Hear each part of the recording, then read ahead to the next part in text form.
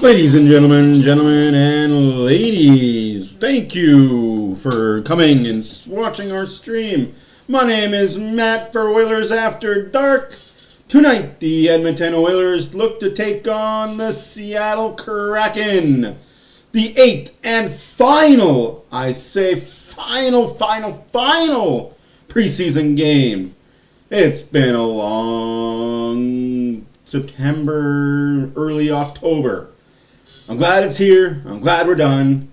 I'm glad I won't have to do any more preseason. The next live stream we do is Thursday, October 11th, when we are in Vancouver. That's right, ladies and gentlemen. The next time we are live is when the Oilers are in Vancouver for night 2 of the NHL, night 1 for the Oilers. How's everybody doing? Hopefully everybody's having a great Friday night. I know my Friday was A-okay. Could have been better. Could have been worse. It's one of those, what'd you do? Could you done it?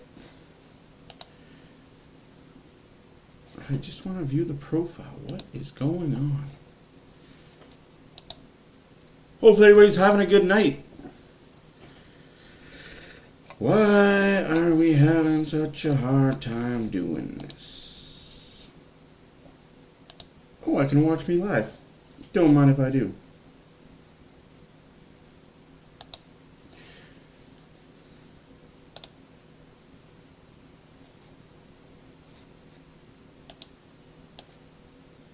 Take that and make it like that. Looks like we got a full NHL lineup. I hope Seattle brought their full NHL lineup. That'd be great.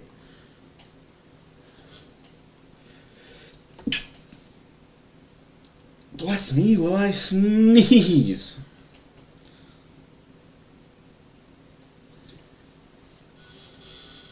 Oh, 1 minute till puck drop.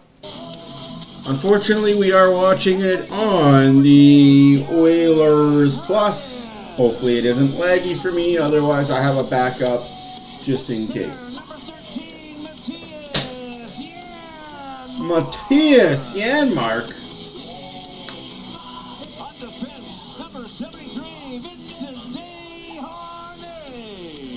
Desharnais, no more bald guy.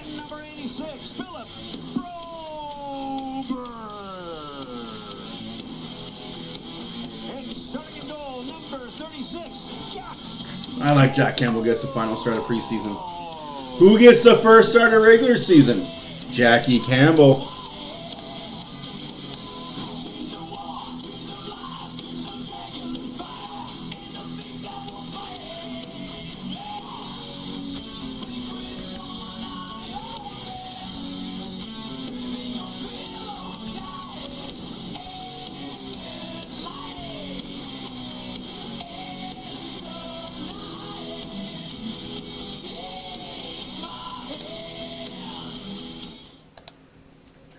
Say hello to all people of Turtle Island. He said hello. Welcome you here to Treaty 6 territory. This land has been traditional reasons for homeland for the Métis people of Alberta, the Inuit and ancestral territory of the Cree, Dene, Blackfoot, Saulteaux, and Nakota Sioux people since time immemorial. The recognition of our history on this land is an act of reconciliation, and we honor those who walk with us. Thank you, Kinenaskum Now. Well said. I ask you to please stand if you're able, remove your hats, and join the singing voice of your Edmonton Oilers, Robert Clark, in the performance of the American and Canadian. I want to stand, but I think it would look awkward if I'm the guy standing, you know what I mean? Oh, say, can you see by the dawn's early light what so proudly we hailed at the twilight's last gleaming, whose broad stripes and bright stars through the perilous fight o'er the ramparts we watched were so gallantly streaming, and the rockets' red glare, the bombs bursting in air, gave proof through the night that our flag was still there. Oh, say does that star-spangled banner yet wave o'er the land of the free and the home of the brave? All right. Oh, Canada, our home and native land, true patriot love in all of us command.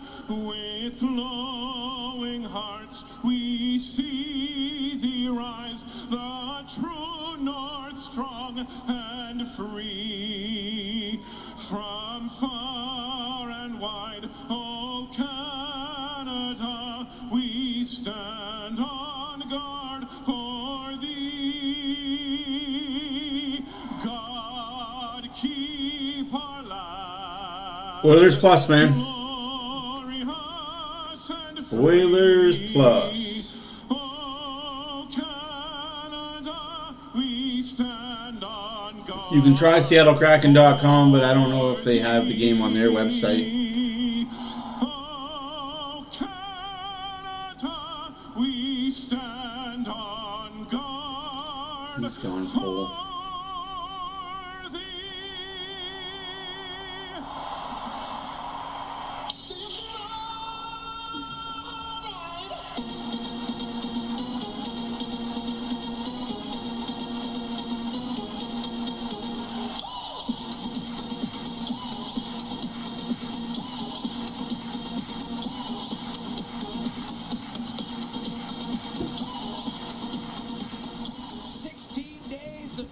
Hey, Hunter. Hey, BetLife. How you doing this Friday evening? Against the Seattle Kraken. Come Wednesday night, the games count for real. Good evening, everyone. That's right, folks. Come Wednesday night, the games are for realsies. Tonight, the Oilers. Tuesday night is night 1 of the NHL. Prediction, Oilers win 5-0. My prediction is Oilers win 4-2, 3-1. Seattle brought an NHL lineup too. They didn't bring a bunch of nobodies. It's 2 NHL lineups tonight. We're underway. Oilers win the face-off with Janmark taking the first face-off. Broberg, Desharnais, Janmark, Ernie, and Derek Ryan were your starting lineup, with Jackie Campbell in net. Very interesting. Hey, what's up, bros? Depending on the availability of Ryan McLeod and some other variables that Jay Woodcroft has to take a look. Man, Oilers Plus is laggy. Adam Ernie are the wingers to start the game. Your starting lineup brought to you by. Damn, Derek Ryan got laid out. Does well and gets a big shot on Derek Ryan and then follows him up. Ryan slashed it back as the Seattle Kraken can take over puck possession of their own zone. Kraken are in the white with their sky blue trim. Edmonton wearing the blue home uniforms with orange and white. Connor Brown coming off a strong game where he scored twice and had an assist at Edmonton's 7-2 shellacking of Calgary on Wednesday. On that same night, Seattle got a late game winner from Tolvanen to win it 2-1 against the Vancouver Canucks. And so their only loss in regulation in the preseason came against Edmonton on Monday night when Jack Campbell, who starts tonight's game for the Oilers, was excellent. Here's a steal by McDavid, a quick dish to the net. Brown stopped by Philip Grubauer. McDavid to Brown, almost another quick setup. Quick and early, I like that. Yeah, they didn't want Yams playing in Edmonton. Boo-hoo, don't want that guy playing in where he's from. Save that for the regular season, I don't mind it. They did that with Larson, too, last year. Under the direction of longtime NHL head coach Dan Bilesma, and Seattle and Edmonton are two teams with a lot of depth, strong defense, especially in the top four, and a lot of questions. Which is going to be the guy to emerge in net? Grubauer, it's a big season for him. He started all 14 playoff games. Icing Seattle. Takes an icing call off the draw. I have a lot of respect for Grubauer. Whew. I'm going to say this, Jack. I mean, I like the combination of Skinner and Campbell just because I think that they're a little bit more established. No question. I mean, Joey DeCord, he's a good puck handler, but could he carry the mail for 40 starts? We don't know. And what's crazy about what happened last year, that Mammoth improvement for this team Would is you they still forget to had apply some 900 what? save percentage. Like it was. Martin Jones won 27 games for this team. 27 of their 46 victories were courtesy of Martin Jones. Is there a link I can watch off my cell? Edmonton Oilers Plus is the only link I can think of, to be completely honest with you. Everything else I can think of, I'm not sure if it'll work. On hockey.tv, 66 streams or .66, whatever that one is. They don't have elite level talent, but they Nice. Yeah, I've been playing a little bit of World of Chell. Yeah, no question. I've been playing it for my Xbox X. Like they don't have Yamamoto Different. and I like it. Shane Wright going, and on a lot of other teams, like I'm not sure they're going to be in the open. I just gotta get people added to my club. Early power play coming up for the Oilers. Can't do that, says the It's ref. gonna be an interference call. And 2:06 into this game, we're going to have our first power play. As trudging to the box will be Adam Larson, who, of course, had a stellar 5-year stint in Edmonton, played 329 Stellar games 5-year for the Oilers, stint. I and had wouldn't his say it strongest was season stellar. ever last year. 33 points for a Seattle back end that was a lot more productive than I think you and I Their whole anticipated. team was more. You talk about whack-a-mole. They got it from everywhere in the lineup. Now they shot the lights out 5v5. Ironically enough, they couldn't get any stops. Penalty killing was not great last year, and the Oilers' power play, well, it's pretty good. Off the draw. Here's Evan Bouchard and Nugent Hopkins to the net with a centering pass. Looking for Hyman was McDavid, and the net may have been dislodged. Puck will come outside here with 2 minutes and 16 seconds having elapsed. The Oilers already getting 5 shots on Grubauer. Your Atco power play. Atco Energy. Boom, just in time to join. Yes, Jay, you are. I like it. Oilers on a power play, 17:44 left in the first period. Draisaitl loses the faceoff. This is 2 NHL teams going head-to-head, folks. This game is not be easy. The Seattle special teams and goaltending were not strong suits last year, and still this team made the playoffs. 21st in the league. Sydney, I don't know if there's any free ones. I'll be honest with you. I am the wrong guy to ask for that. I don't do much streaming. And sometimes you see teams that are I'm that guy that pays for everything, right? I have cable still. I don't really pay streaming services. I don't buy every individual sports like Plus and Paramount Plus and Global Plus. I have cable, so I have that all in my package. Grubauer, even though he won fewer games than Marty Jones in the Level 7, nice. I think I'm level 20 something. I know, I didn't put the game down last night till like 2 a.m. And yet the Kraken came within a whisker. That's awesome, thank you. Oh, life's good. Campbell puts it behind the net. Oilers on the power play, very futile this preseason, to be expected. Let's hope they have a good regular season power play. Number 1 in the league last year. Let's hope we can duplicate that. I don't think it's going to go at the clip that it was going at. Oh, just as I say that, CC misses the puck. Puck back to Kane. Kane gives the puck back to CC. CC back down low. Fogle to Draisaitl. Draisaitl misses that one. That was Brown. Wow, 20s. Just like that, penalty is cleared. 0-0 still. Skinner, Jay? You say Skinner? I'm with you. I can see that. Derek Ryan is in for Dylan Holloway, and Vinny Desharnais on the back end is in for Philip Kemp. Other than that, the other 16 skaters are all the same, and of course Campbell starting after Stuart Skinner got the win in the victory over the Flames. Wow. There's a chance for Adam Ernie off a dump in. Sharp angle shot sailed wide. Broberg over to Desharnais. Oh, just shoot. A smart play, actually. Can't get out of that shot. Blocked in front. Oilers be humming. 15-18 left to go in the first period. Shots are 6-0 for them Oilers, but just takes one. Seattle now has the puck in the Oilers zone. Oh, Broberg gets belted by 37. Gord. Giveaway there by 20. Janmark. And then Jared McCann got 40. Here's a Shot saved by Campbell and held on. That's what we like to see from the soup. by Jack Campbell and told Little save, little hold on, let's go. Had he been with Seattle the whole season instead of kind of mired in a offensively challenged Nashville system, he would have had 20 as well. He had 16 of his 18 with the Kraken in about half a season. Well, it's interesting. I mean, you talk about that scoring depth with the Kraken. It's been a long day, folks. Long day. And I would assert Janmark takes the face-off here in the defensive zone. This is going to be healthy for the year. That's an interesting face-off setup. Janmark. Those two guys, I think you'd expect more from this season, so there's room for growth there. Burakovsky was leading the team in points when he went down in February, and he's healthy and on the ice right now with the puck right corner, trying to centering pass the pinball. Man, this puck is bouncing. Schwartz. Bob, as you know, though, Jake Schwartz, I mean, health has always been an issue with him. He is a dynamic player. Kane loses the puck. Alex Wentberg tried to send Gets it back. away. Derek 2-on-1, 2-on-2, maybe brewing. It's Evander Kane finds Ceci. Cece jumps, gives it back to Kane, just not there. Derek Ryan's playing defense for Cece. Even with all the injuries, the score Big hit by Gleason. Big Ben Gleason with the hit. That guy will take that number. Oh, in case you guys missed it, Sidney Crosby fought today in the Pittsburgh Buffalo game. 87's fighting in preseason. What are we doing? Hyman on a break. Little bit of a hook, but that's okay. We don't need to call every penalty in preseason. I like the clear game. Draisaitl interception. Draisaitl looking for Hyman. Hyman!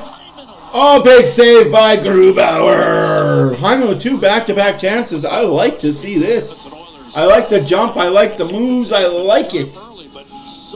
Keep it going into the regular season, I says. 6 minutes and 11 seconds. And that time It's almost shade day. Zach Hyman point blank. 13:49 to go first period. We're scoreless. Yeah. For the preseason finale. Yeah, I miss how... I hate how the NHL took our ice guru. The Oilers' ice was best ice in the world until the league said, hey, we want our ice to always be what the Edmonton ice was. Well, now the ice everywhere sucks. Purchase your tickets in person from 50/50 sellers on the concourse or scan the QR code on the video board and go directly to the buying link. I remember Rexall Place had the best ice in the world. That ice maker, he was a magic guy when it came to making ice and keeping the ice at pristine levels. A pair of tickets to see the Doobie Brothers live in concert at Rogers Place October 24th.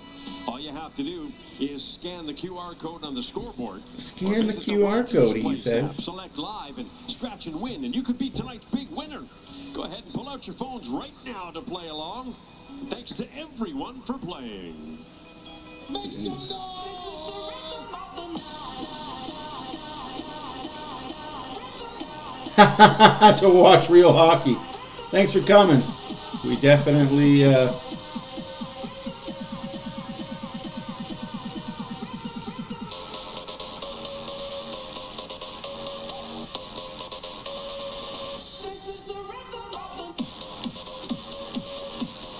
Get your head out of your phone, kid.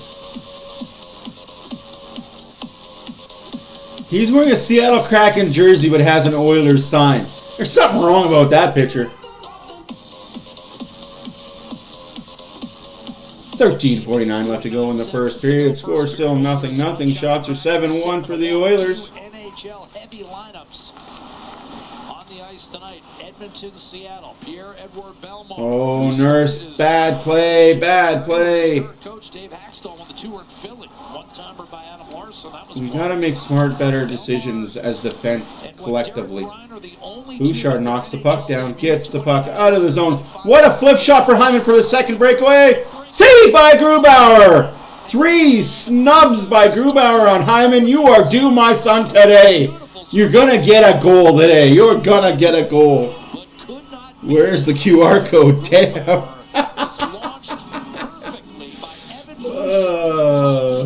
Behind Riker Evans, the highly touted Seattle prospect on the back end. And Hyman repelled by Grubauer. Biz, the way that it's made, and also underneath the ice they have coolers and pipes and stuff. It's just all about the spacing and how it's made. For some reason, the guy that made the ice for the Oilers for like a decade to 20 years just knew how to formulate it perfectly to have it just the right amount of thickness and just to have it cool at the perfect temperature to be pristine all the time. Now the ice is always slushy in all NHL rinks, I find. Belmar now on his 15. He's been to 2 Stanley Cup Finals with Tampa and Vegas, but still looking for Dallas. Here's a dump in and a quick chance. Oh, McDavid gets snubbed by Grubauer. Grubauer is looking for a Vezina in preseason. So yeah, football field's very too, like a lot of turf. I don't like turf, but I understand why teams do it. I'd much rather get grass personally, but I understand in cold weather, turf is softer landing, especially indoors too. Turf is better. Peterson shot saved by Grubauer. 9-1 are your shots for the Oilers. Sorry, Jay, I can't show the QR code. You know that. Man that gave Derek Ryan his first shot in the NHL. He's in the building as GM of the Seattle Kraken, Ron Francis.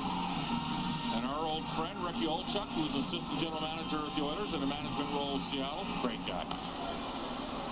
And also, of course, the management role with Carolina. There you go. Off the draw, James Schwartz will pick up a loose puck in the slot. To be honest with you, you're close to being in the running for a wild card. Like, you'll push, but I think the Wings will miss the playoffs this year too. Like, that's the thing with Detroit. You guys were so good for like 50 years, it seemed like. At least 20 years, you guys were like the number 2 or 3 team in the NHL. There had to be a drop off somewhere, and unfortunately, it happened when Yzerman left and Fedorov retired. That whole 90s team retired, and nobody kept the.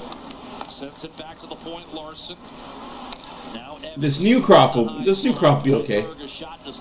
I think Dylan Larkin as captain is kind of starting to right the ship. Is that Hyman again?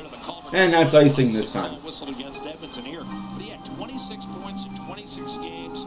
He's a Calgary product. The Seattle blue line is crowded. But yes, all the arenas in the South, like California, Florida, Dallas, Carolina, Nashville, Arizona, Vegas.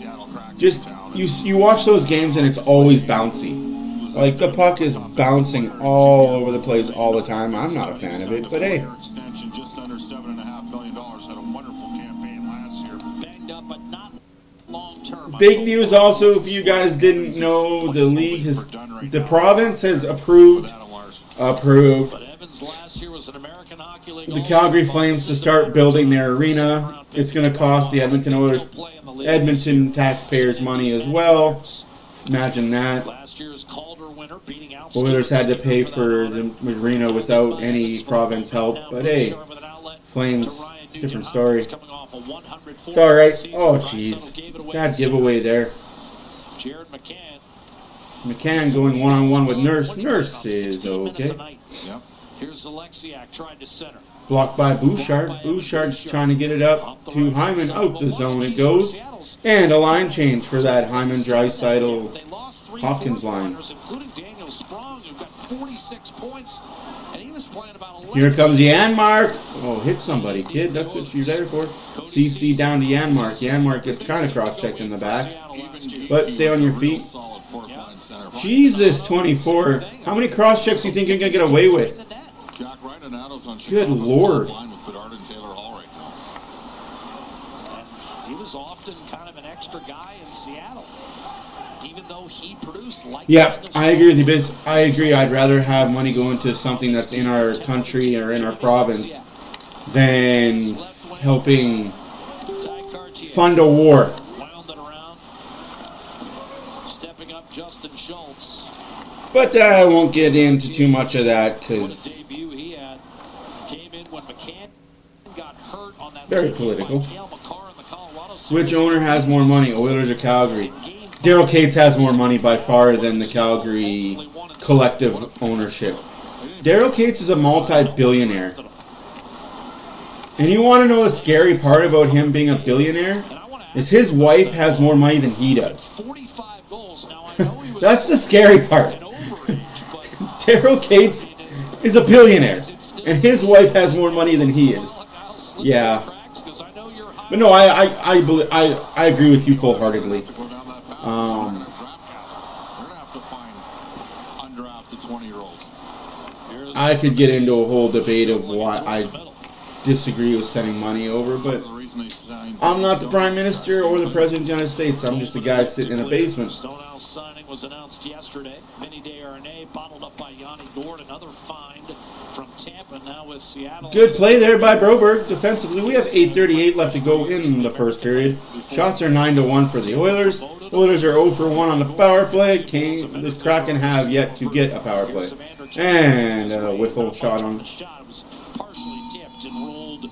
No, they're not publicly owned, but more than one person owns the Calgary Flames.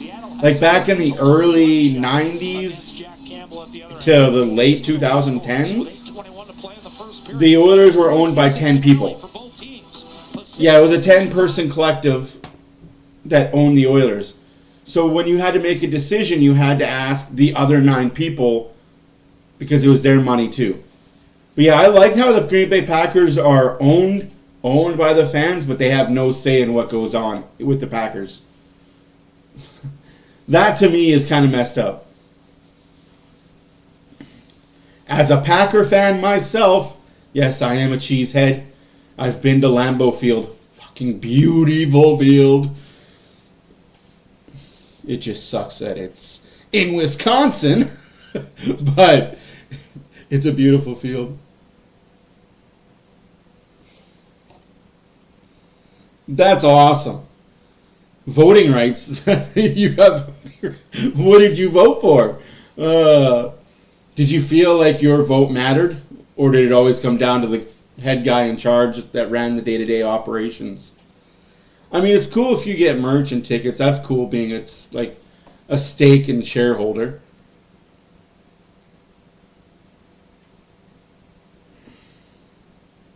Yeah, I guess you get to sit in on the owners' meeting,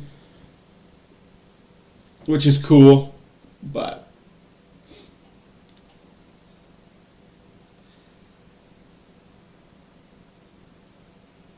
Jay Stonehouse, I don't want to toot my own horn, but I'm going to toot my own horn.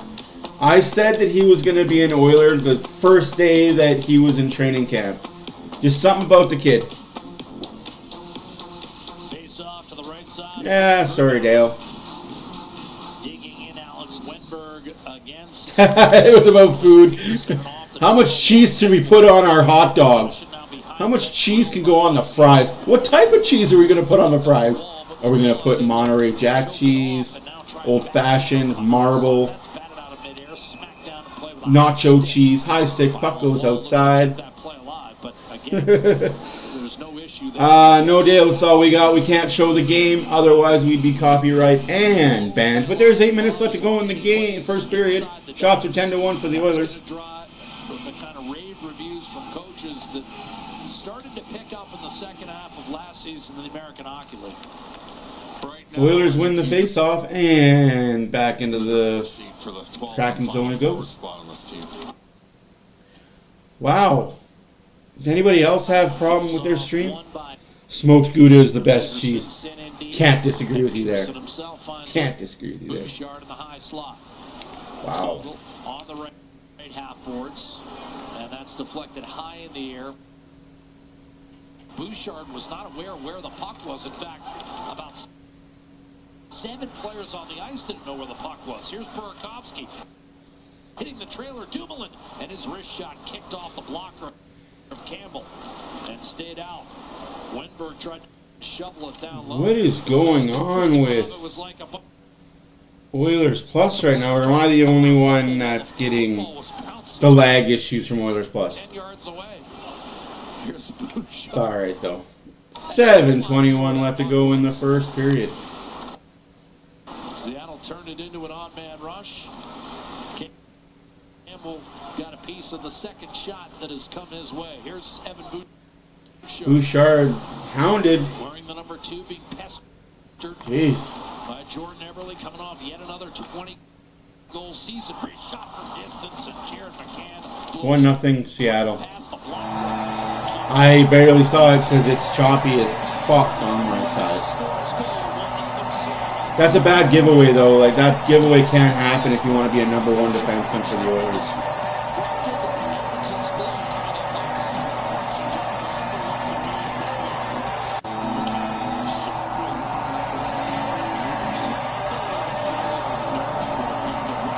Just can't have that.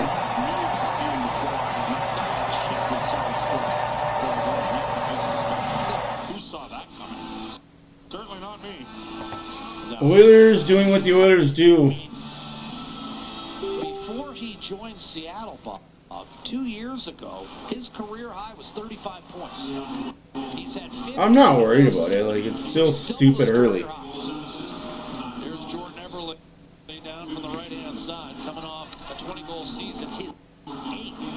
That's all he does. He often scores right about 20, but it's still 20.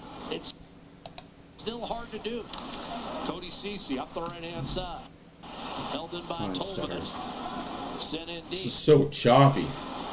Cody Ceci back behind the net. The league is filled with guys where you say, oh, he could be a 20-goal scorer. Well, Jordan Eberle is that on an annual basis. It's not easy to do. Nice. Bjorkstrand cutting through the middle is Alexiak. Darnay challenging, forcing that puck behind the net. Takes a hop and is retrieved by Adam Ernie. Fights through Yanni Gord. Barrels down the right-hand side. Ernie, flip and chase. Launches it behind the Seattle net. Of course, Oh Ernie my and Gord, stars. longtime This is teammates going to in be Tim. bad if it's my internet Bjorkstrand did or not if it's get Oilers outhanded Plus. by Derek. Sorry, I just hit puberty. 6 minutes left to go in the first period. 1-0 Seattle. Shots are 10-3 for the Oilers. But your score is 1-0 for Seattle on some sloppy defensive hockey by the number 2 line for the Oilers. And the number 1 D pairing for the Oilers. Just can't happen. But that's what it is. Brian Dumoulin, one-timer off his back foot. Gord, that sailed wide. Dumoulin will send it down low. Cartier, last year's American Hockey League Rookie of the Year. Woo! Guy, I mean, the top 2 That's a lot of coins to be set. Coachella Valley. I haven't spent anything in that shop yet. Dan Miles. Seen any success in the league at all? Pretty good American hockey. Won a Stanley Cup. Yeah, I might have to go and figure something out. Especially when you're starting a program. Because this is nuts. Brand new to the First intermission, I figure something out. I'll figure a better way. They had a hard luck series against Hershey. They lost in 7 games in the Culver. Yeah, go Kraken. By Tana. Curls behind that, tried to wrap it around. Guys, let's not pretend that this is the Seattle Kraken farm team, the Coachella team. This is the Seattle Kraken. 4 games by 1 goal. Yeah, I'm that far behind. I don't even know there's a goal. That's a tough. That's how bad Oilers Plus is for me right now. So I might have to change how I'm watching They it. lost to the Scrum behind the net. despite outscoring the Buccos. McDavid cross-checks Bellerive. Like to see that. Good effort. Free for Belmar to Adam Larson, and now dropped in his tracks by Connor McDavid. 1-0. Connor McDavid. Bouchard has the puck. Bouchard. Backdoor McDavid scores! Connor McDavid. Don't call him lazy. Deposits it behind Philip Grubauer. It's 1-1. Well, Bouchard's made a couple of tremendous plays so far in this game. Yeah. I be skating on your whole team, Connor McDavid, young player. Connor but I'm McDavid in got the league. goal. Connor Yeah, I can't McDavid watch it. anticipated when I came in. We be winning when the game ends. I be skating on your whole team, Connor McDavid, young player, but I'm in the league. Connor McDavid anticipated when I came in.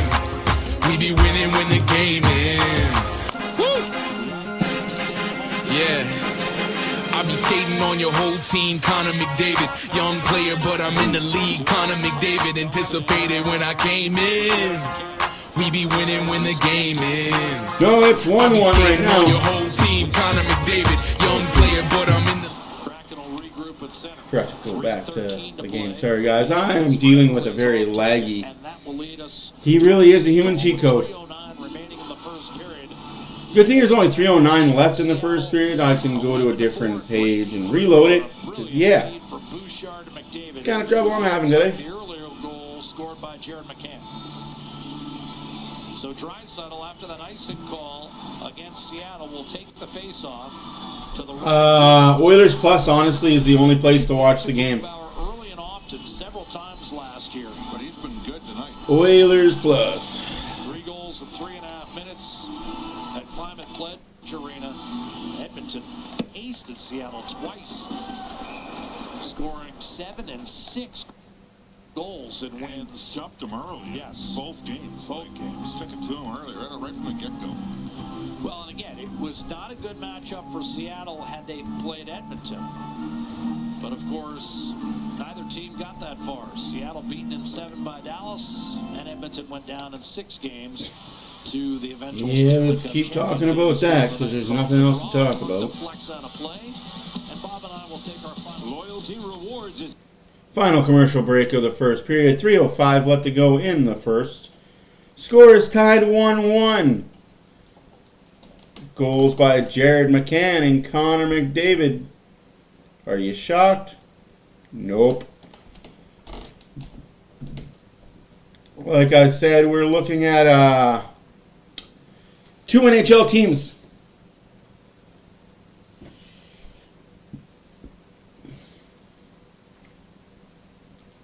This, for all intents and purposes, is the Seattle Kraken starting lineup, and this, for all intents and purposes, is pretty much the Oilers starting lineup, minus McLeod, minus Ekholm.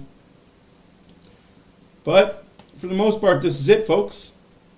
This is going to be a good tilt.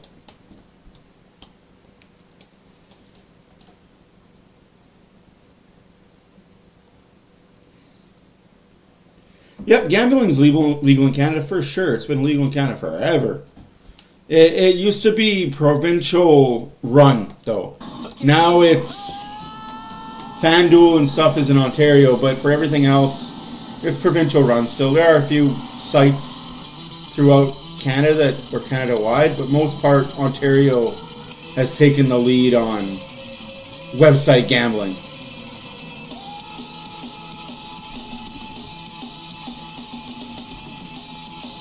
I don't like gambling being so in your face everywhere now, but that's just me. I think now that gambling is everywhere, you're seeing a lot more. You get about 20 minutes until the early bird finishes up. If you get it in Oh, for sure the Bakersfield game is live right now too. Like for me, the thing about gambling for me is it's. I think we played Seattle 4 times this year. Wow, what a ticket. I'd have to check my math, but I think we played them 4 times. Off the draw, flipped up the left. I think we played most specific teams 4 times. Except for the Flames, we played 3. Which makes no sense to me. That's where we sit. 1-1 with less than 3 minutes to go. A turnover by the Oilers, a backhander by Tanev, flicked aside by goaltender Jack Campbell. Here's Belmar up top. His shot was smothered. Alexiak will jump on it. Left corner only to Kulak is on the mend right now, for lack of better term. Kulak and Ekholm are both on the mend. Hey, Cody, thank you for coming in. Honestly, Kulak's hurt, dealing with a tweak. Campbell turns around with Brandon Tanev and a pestering. Kulak's not playing there, BW. He hasn't played. He played 1, maybe 2 games. He had a tweak a couple games ago that he's dealing with. Along with Ekholm, I'm not sure if Ekholm will be in the rotation game 1. And Jared McCann will be whistled for an offside. 1:59 to go, first period. The Oilers won. The Seattle Kraken won. Edmonton 4-2-1 coming in again, having won 3 of 4 against Seattle as part of a 2-year run of domination against Pacific Division opponents. Yes, we played Seattle 4 times this year. November 11th, November 15th, January 18th, and March 2nd. They're 5-2. We played them 4 times. We played the West Coast teams we play 4 times, but Off the draw, heaven the forbid Oilers we force play it down. Calgary. McDavid playing with Draisaitl and Kane as Jay Woodcroft loads it Guess up. they don't want too much bad blood in the regular season. Seconds of the first period. Big hit on Minute and a half left to go in the first period. Score is 1-1. Shots are 11-6 for the Oilers. Gave it up. It was tipped away, but here's in front. Everly point blank, and he missed the net. Rebound up the right-hand side by Bouchard. Not out. Evans kind of swaddled it down low. That was blocker to the corner by Campbell. Bouchard to Kane, and he'll punch it forward. Philip Grubauer out to play the puck. Stripped away. Yeah. Evans, but there's Yanni Gourde. No, I don't see it being a problem. I think they'll learn. I think they learned from the Vegas series how to not have the mental breakdowns, just to say that. They, like, even with Ekholm, without Ekholm, Kulak, and some of the regulars, this team has played better defensively. Now he comes over to challenge Gourde. The 3-1-1 they're running, or the whatever you want to call it, it's working. I like it. I like the new 3-1-1. People don't. I've had mixed reactions to people hating it. They're like, we're playing the trap. Well, traps win championships, guys. Resets for Edmonton with a half minute to go in the period. Game tied at 1. Ceci fires it toward the net. Yeah, Leeson has stepped up huge for the Oilers. 17 seconds left to go in the first period. 1-1 is your score. And we look like we're going to the first intermission, tied at 1. Establishes puck possession for Seattle. Up the left-hand side and out for Burakovsky. Dumoulin scampers to center. He'll dump it in, and that'll be all for the opening 20 minutes. I am going to fix this situation right quick because I don't like that lagginess.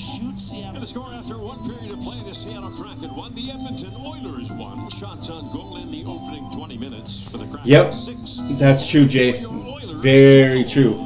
Jay was just saying, Ekholm hip flexor, Kulak sore lower back day to day. Anyways, guys, the first period is brought to you by G7A, Gravity7Apparel.com. Go check them out, guys. There's some good people over there. You might like stuff that's on their website. I will be back.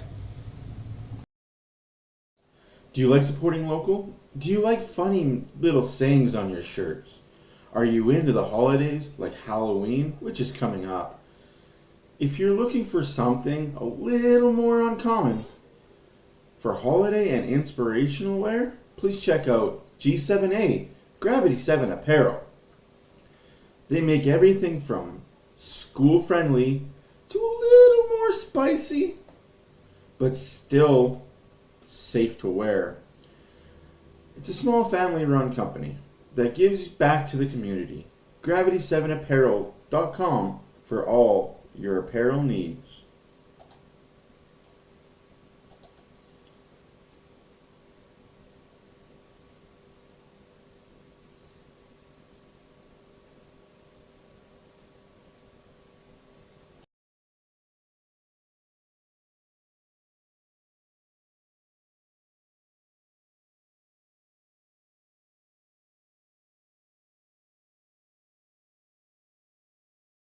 Just like that, I'm back. And your out-of-town scoreboard is brought to you by G7A, Gravity7Apparel.com.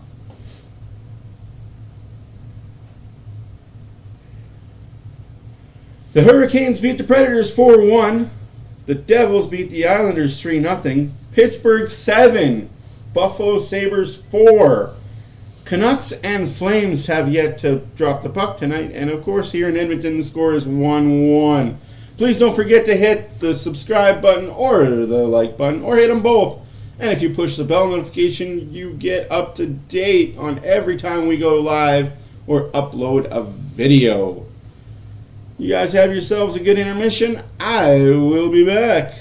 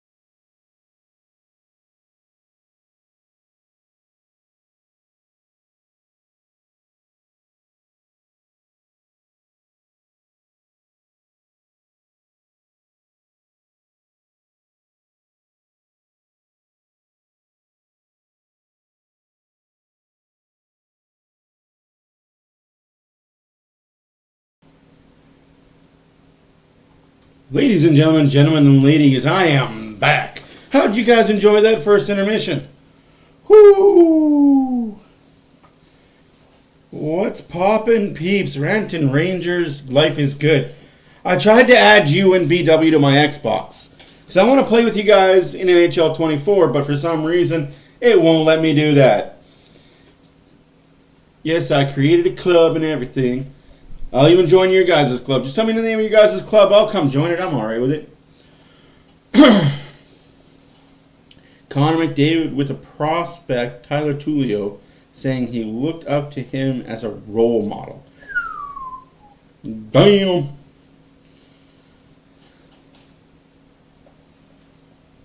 Someone decide to vote. No way. Hey, Willie, how's it going? Hopefully you are good and enjoying your Friday night.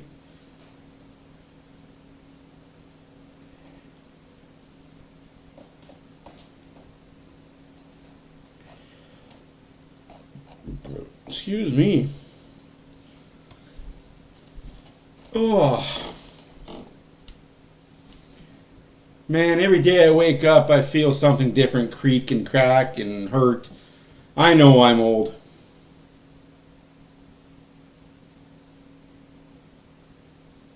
Oh yeah, I gotta check my phone. Sorry guys.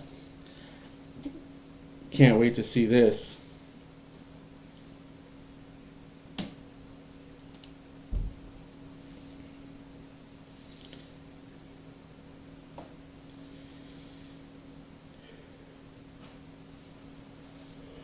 Oh, excuse me.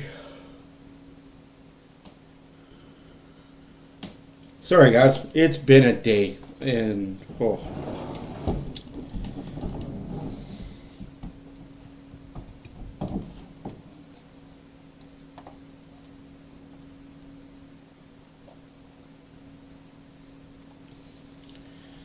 We've got 2.5 minutes left to go in the intermission. I'm going to eat a quick chocolate bar and maybe keep... What the? I'm sorry. That's a young Connor McDavid in earring. Oh my goodness. I looked up to you when I was a kid. Oh man.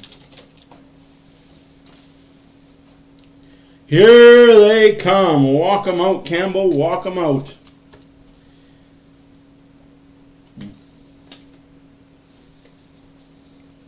That's awesome, man.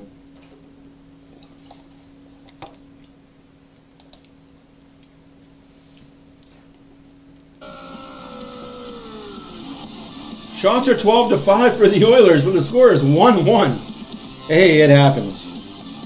We got 2 NHL lineups out there tonight.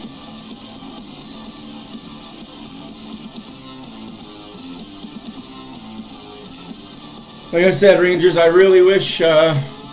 I just want to see what it's like playing against or with PlayStation guys.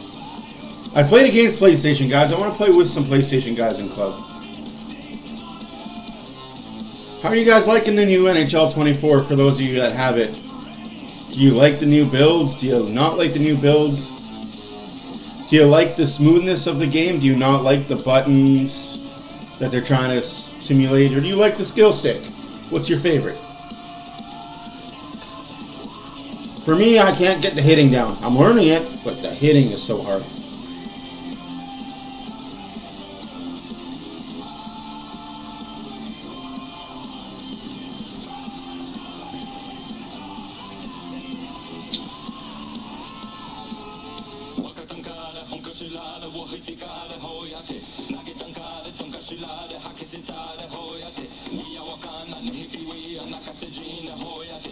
Yes, McDavid has the Oilers goal. Wow. Brain fart. Massive brain fart there, sorry. McCann has the Seattle goal. Sorry about that. Massive brain fart on. My bad on my end. Second period is about to get underway. 1-1 Oilers Seattle. Shots are 12-5 for the Oilers. Power play 0 for 1 are the Oilers, 0 for 0 for Seattle. Thank you, Jonathan. Hello, Gina. Hopefully you're having a good night. Hopefully you guys enjoy your Thanksgiving weekend. Spend it with your family. And he'll wrist it down deep. And I'm a legacy fan, Bob. You got me on that band. Shot and just wide. Yeah, good guys, but the work is more than solid as well. Lead pass up the gut from Yanni Gord and fired in by Ellie Tolvanen. Reversed by Bjorkstrand back behind the Oiler net. Desharnais trying to dislodge, and the puck comes free and scooped up by Jack Campbell a half minute. You think you're going to outmuscle Desharnais? With 40 minutes, He will punch you and make you look silly. 4-2-1 again. The Oilers will open on the road in Vancouver. And it's only the 11th time I'm glad this is the 8th and final preseason game. I'm sure the Oilers are glad too. open on the road. They'll do so in Vancouver and then be home a week from tomorrow night against those same Vancouver Canucks. In fact, they play them again, November the 6th. So Wednesday, Saturday, back-to-backs against Vancouver. Start the season off. yes. So you're 14 for you and me to go. Can't wait for that to happen. Draisaitl loses the face-off. One was coming off the lockout. Remember, we opened, I think, in Vancouver, a drive Oy. from the high slot, and that sailed wide. You can't be losing face-offs in the defensive zone There like was that, a though. game in St. Louis where the Oilers opened on the road. Remember, Don't believe the reviews. I never believe the reviews. Because half the reviews are from people that want a glitch goal and just get the easy wins. subsequently Dude, I am loving it. I'm glad that you can't just take a penalty shot, go left, right, and score. It actually takes skill and finesse to score goals this year. And here's McCann swinging around the boards. Check it, Beniers, and now fired from long range. Oh, that sucks. Campbell, rebound out to Alexiak. Soft chip, Morgan a tip in front of backhander Beniers. That was blocked by Campbell. And now Bouchard came over to work the puck free. Nurse able to muscle up the left-hand side. Jordan, Jonathan, I don't disagree with you. Check from Morgan, didn't like it. I get why they're doing it. McCann cuts inside, feathers a pass to Eberle back in front. Oh my goodness, the bouncing pucks. Bouchard almost scored one on himself. Give one away and score one on by yourself. Flip it behind the Seattle defense and change. 18 minutes and 10 seconds to play in the second period, and the Oilers and Kraken knotted at one. A hit on Burakovsky delivered by Evander Kane, but an outlet right on target for Jaden Schwartz. He'll send it in deep. Oh yeah, no, Be a Pro is broken. They didn't do anything with it. Will activate and lead the rush. I'll get more into that when we get a commercial break. I'll talk more of the Locate McDavid. Connor Brown. Brown fan on the puck. Man, it's just fighting it. These Oilers are fighting this bouncing puck. Comes free to Justin Schultz. The one-time Oiler up to Jaden Schwartz. Back in front to Schultz. Oh, for sure. We respond all the time. Oh, ouch. And that's going to be a... Gleason is going to take issue with that one. He goes right after Cody. You're not going to fucking blow the whistle, you piece of shit? Waved off. Come on, ref. Do your fucking job. You got one goddamn job to do. All 5 guys are in the fucking corner fighting. You're not going to blow the It whistle. was whistled down, and that was a big hit on Cody Ceci. Big hit from behind. You see numbers and you let that hit go? Alex Wenberg. That's the 3rd time somebody's taken a hit from behind wearing an Oiler jersey. And a big dust up, and they blew it dead before Seattle ended up scoring. Wenberg did not throw down. Yeah, of course he's not going to throw down. Winberg's a fucking whiny baby. Looked behind them and saw Seattle basically playing 2 on none. You're a fucking joke. Handed out. All right, kill this one, guys. And Gleason's doing whatever is necessary to extend his stay here at Edmonton. And you have to admire it. I love it. Keep doing that, Gleason. Keep doing that. You're a guy. Do that thing you It's do. going to be one of the, I mean, it's just preseason, Jack, but one of the questions is the Oilers. No, we can't show anything, like any of the game at all on here, unfortunately, due to copyright issues. We get in trouble for that kind of stuff. And everybody on YouTube that does stream these games and show the video, they delete them after the game is over, otherwise YouTube catches on and will ban their channel. That's why... Oh, jeez, what a block. That face-off went down the ice. Hey man, I got opinions. And I got opinions both ways. I see things the Oilers do, I call it out. I'm not a biased person that way. I just think refs should be held to a higher standard in all leagues. Not just the NHL, but every ref around any league should be held to a higher standard. You guys dictate how the game is played. The NFL and the MLB probably have the worst officiatings in all the top 4 leagues, just because they have so much control. Stepping up, made the play shorthanded, and then Vogel's hustle in getting in Grubauer's grill forces Seattle to settle for a face-off. Oh, buddy, I don't hide behind anything. I am very emotional, even in preseason. I don't hide behind censorship or cancellation or this, that, or the other. I'm me, and I don't change. If you've been here since day one or you're just new here, you want raw, you want uncensored, unsolicited, that's me. Good pass, good break up there. Seattle in the zone right now on the power play passing. Oh, here comes Draisaitl. Oh, that's Brown. They skate a lot. Draisaitl and Brown skate very much alike. I like it. Scored 2 and Yamamoto scored the game and eventual series winner. Seattle now has the puck at the blue line. That looks like to be offside. Just good call there, huh? And it's getting worse now that betting is so prolific in the States. You can go to any website and just bet. I think these refs are influenced by this. Personally, I think the refs are influenced by betting. How can you not be? You're human, right? And it was Vegas, the team that got the 5-on-5 scoring. That's why I couldn't be a ref.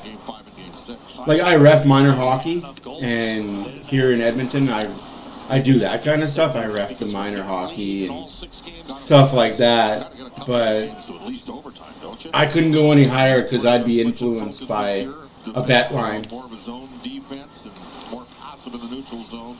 Here's a steal by Evander Kane on Matty Beniers, and short-handed. Kane is able to get behind the Seattle net. He called for a fair catch. Just like that. Power play over. Good kill by the Oilers. Both teams are 0 for 1. That was 7 guys on the ice there, ref. Even you counted and said it was good, apparently. Okay. Good on you, though. Good non-call. Larson looking for a shot lane. It's not there. To Dumoulin. Back to Larson. Top of the left circle. Steps in. Wrist shot off the blocker and Campbell from the face-off dot. Rebound. Yanni Gord let it go through to Dumoulin. Now has the back right face-off dot. Mishandled in the corner for a moment. A hit by Nurse looking to dislodge against Burakovsky. Oh, Hyman can't get the puck out. By Dumoulin. Flipped over to Seattle's got a pretty good team, folks. Don't sleep on them. I think Seattle's going to be a top 3 in the Pacific Division, behind the Oilers and the Kings. Up top, high slot. Good extended shift for Seattle. 5-on-5 here. I mean 5-on-4 because Draisaitl has no stick. Wenberg, top of the right circle. Seattle controlling play in the Oilers zone right now, which is unfortunate to see, but it is what it is. Falling, unable to keep the puck in. Out the zone it goes. That'll help Draisaitl get a stick or just get off the ice. Are you serious? Ref. You are so bad at your job. You called him for tripping? Oh, man. Who are you as a ref?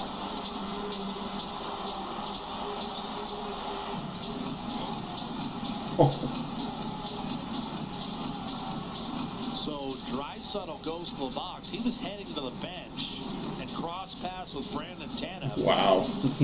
Good call there, 3-1. Like I said, betting has ruined sports for me completely. You can't be a fan anymore watching sports, and it sucks. Kraken just failed to score on the power play. Nugent Hopkins won the draw. Connor Brown did not get it out. Riker Evans over to Bjorkstrand, right circle. Saved by Campbell. Seattle back to the power play for the second time in 5 minutes. To his left.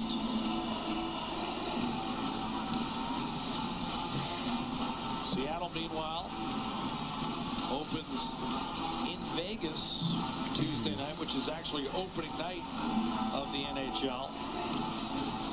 NHL teams. Although I think the worst ref job in the preseason so far happened last night, Minnesota, Chicago. Edmonton time on Monday. That game was atrocious to watch. Out off the draw, second time hit the linesman. I don't know who those refs were, but they should be embarrassed themselves. Soft chip to Bjorkstrand, and now a long distance shot taken by Evans. Saved by Campbell again. By Jeff. 13:44 left in the second period. Highly 1-1 just score. Shots are 13-13. Seattle on their second power play. last year, Draisaitl in the box for tripping. 44 points in the regular season, and then 26 in the playoffs. They beat a pretty good team along the way. No, I don't see no, I don't even see that as paper transactions. Lane Peterson, oh, he's the MVP. It'll all depend on McLeod and Ekholm's injuries, and Kulak too, to be honest with you. Length of the ice clear, delivered by Cody Ceci. None the worse for wear after that hit by Wenberg. 6-1. You mean the failed attempts at shutout at the shootout? Power plays, turnover by Supposed to be. Oh, here we go. Hyman hits the outside of that. Hyman is buzzing. Grubauer got a piece with the Oh, that's better. Peterson. My bad on that. I thought that was Hyman. on its way by Everly. I'm sorry, but you're supposed to be the next new thing, and you can't get a goal unless it's an empty net. I don't believe the hype, kids. I really don't believe the hype on Bedard. Every highlight they show is him doing something spectacular, followed by Behind the net, all Swedish and no finish. It's kind of ridiculous. successfully executed. I never saw that with McDavid. Even to the hype that McDavid was, you never saw the NHL try so hard. To go in the second period, we're tied at 1. First period goals by Jared McCann. I've never seen the NHL try so hard to showcase a star. 104 goals last year. Burakovsky in from the left-hand side. Justin Schultz, Burakovsky left circle, shot blocked. That one stung Desharnais. Karam great. Well, Pedersen can go down. I think he's on a two-way. Is he not on a two-way contract? McCann I thought both are on two-way contracts, which would be cool to me. Schultz threw it down in the corner. Got it Exactly. and sent it across. Fleury don't play around, man. Schultz Like, don't mess with that guy. in the far corner. Marc-Andre Fleury is one goalie that you just don't want to piss off. Seattle He's still got attitude, even in his late 30s. out there as Justin Schultz, recognizing his team was offside, had to give way. Lead pass. Yeah, if I was Bedard, I wouldn't want to play in the NHL to start the season either. I'd ask to be in the AHL.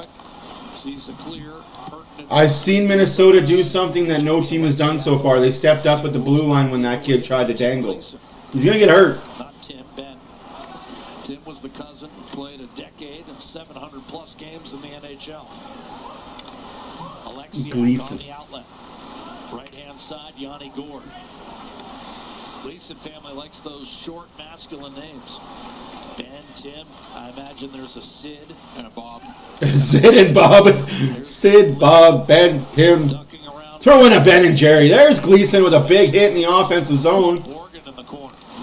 The outlet for Wenberg, who likewise got a shot from Gleason. Oh, is that a penalty too? He chopped at his arm. Take that fight. Morgan with a shot short side and a save made Ha. by Jack Campbell. And now Gleason has some more. Life's good, guys. 11:02 left in the second period. Thank you for being here. My name is Matt for Oilers After Dark. If you're on the Facebook side, greatly appreciate you. Don't forget to hit the like. And he's determined to be noticed. Leave some comments. If you comment in this stream, you are eligible to win a t-shirt.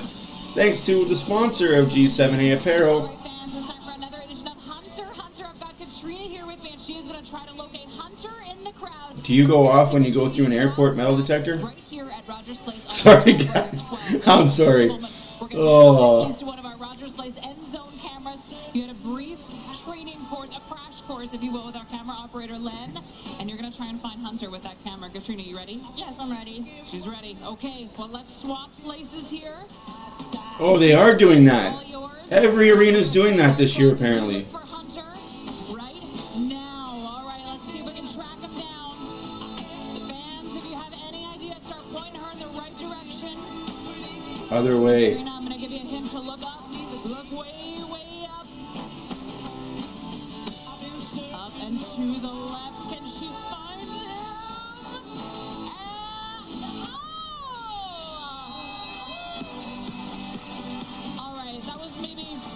21, 22 seconds, but we're going to give it to you anyways. Katrina, your object goes to Godsmack, October 12th, right here at Rogers Place. And if you want to go check out that show, head to TikTok. Hey, Nathan, thanks for stopping by.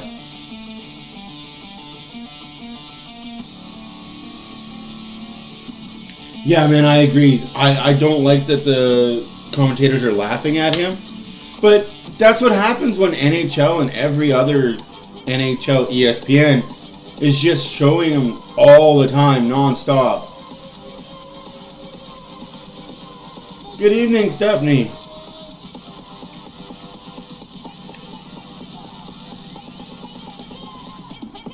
No sweat, man. I'm not worried at all. Now, if they're not playing when it's game 10, game 20, then I'll start getting worried. Heck yeah. If they're not playing regular season hockey by game 10, 15, I'm going to start to worry.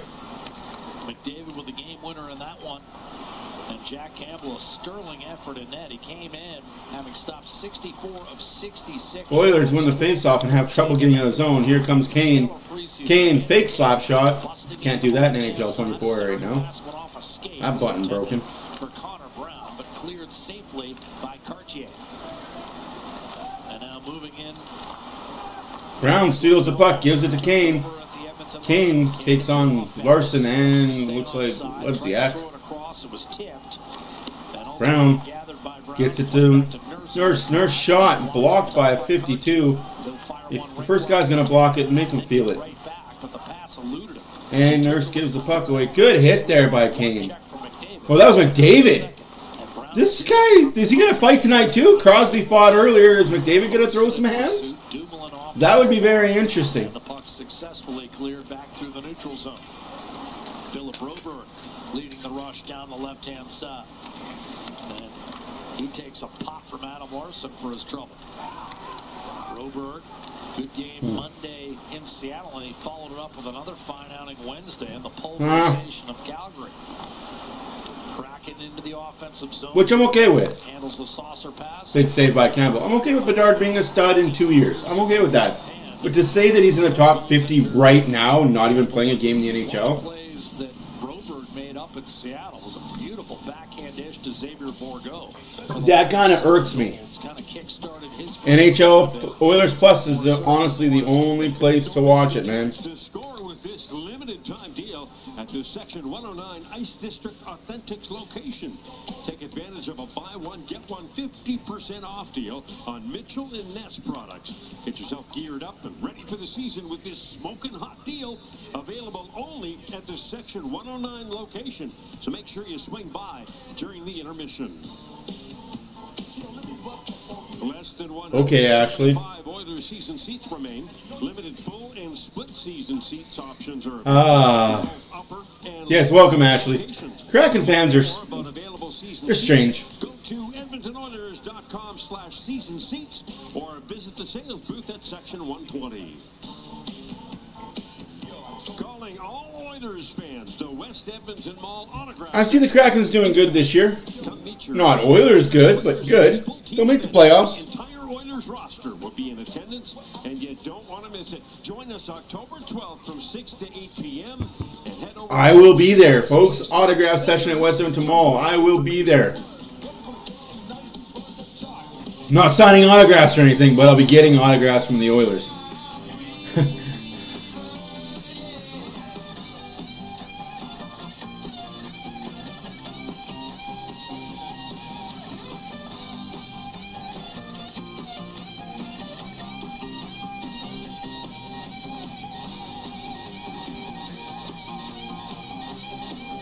Good goal by Bakersfield. Bakersfield up 1.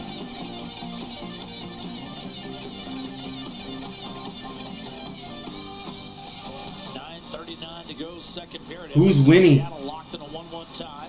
Oilers won Weinberg? 3 games a year ago.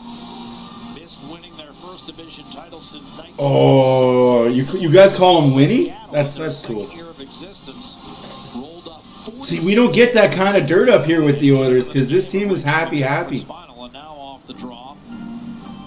They're having a discussion if Everly grabbed the puck with his glove, they're going to give him the benefit of the doubt. He grabbed the puck with his glove. You don't give benefit of the doubt. Like, he legitimately won the face-off with his hand. Takes a lot of draws. Woo! Nothing. Years was at 42%. The signings are free. That's part of his game. West Edmonton Mall signings are free. Well, it's something you often see with younger centers breaking into the league. The man strength that you have to deal with at this level is The West Edmonton Mall signings are free. NCAA Division I hockey. It's just not You just have to go stand in line. driving it It starts that time, but I suggest if you want to get a McDavid or Draisaitl, by Everly um, around the end boards, but it's taken out of the zone. get there at like 7 o'clock, 8 o'clock in the morning. So now a penalty be whistled against Edmonton. So now you're going to call a penalty against Edmonton. Yeah, that seems to be par for the course. The man who's Par for the course with this ref. 31, you get it. Just, you're terrible. It's Ben Gleason. You're terrible. 9:04 to go in the second. Why did they come to you and ask you, did he grab the puck? Of course you're going to say no. Terrific call, even though it doesn't seem like it means a whole lot coming at the midway point of the second. I mean, it's a penalty. It is. And it's everything right now. He knows he's right on the bubble. He needs a few things to go right for him in terms of some injury news. Absolutely, it's a penalty. But if you call the Everly one, that one doesn't happen. Jared McCann on the Butterfly effect, as I say, but hey, it's preseason. Refs are in preseason form. off to Cartier. He whistled one off the outside of the right goal post.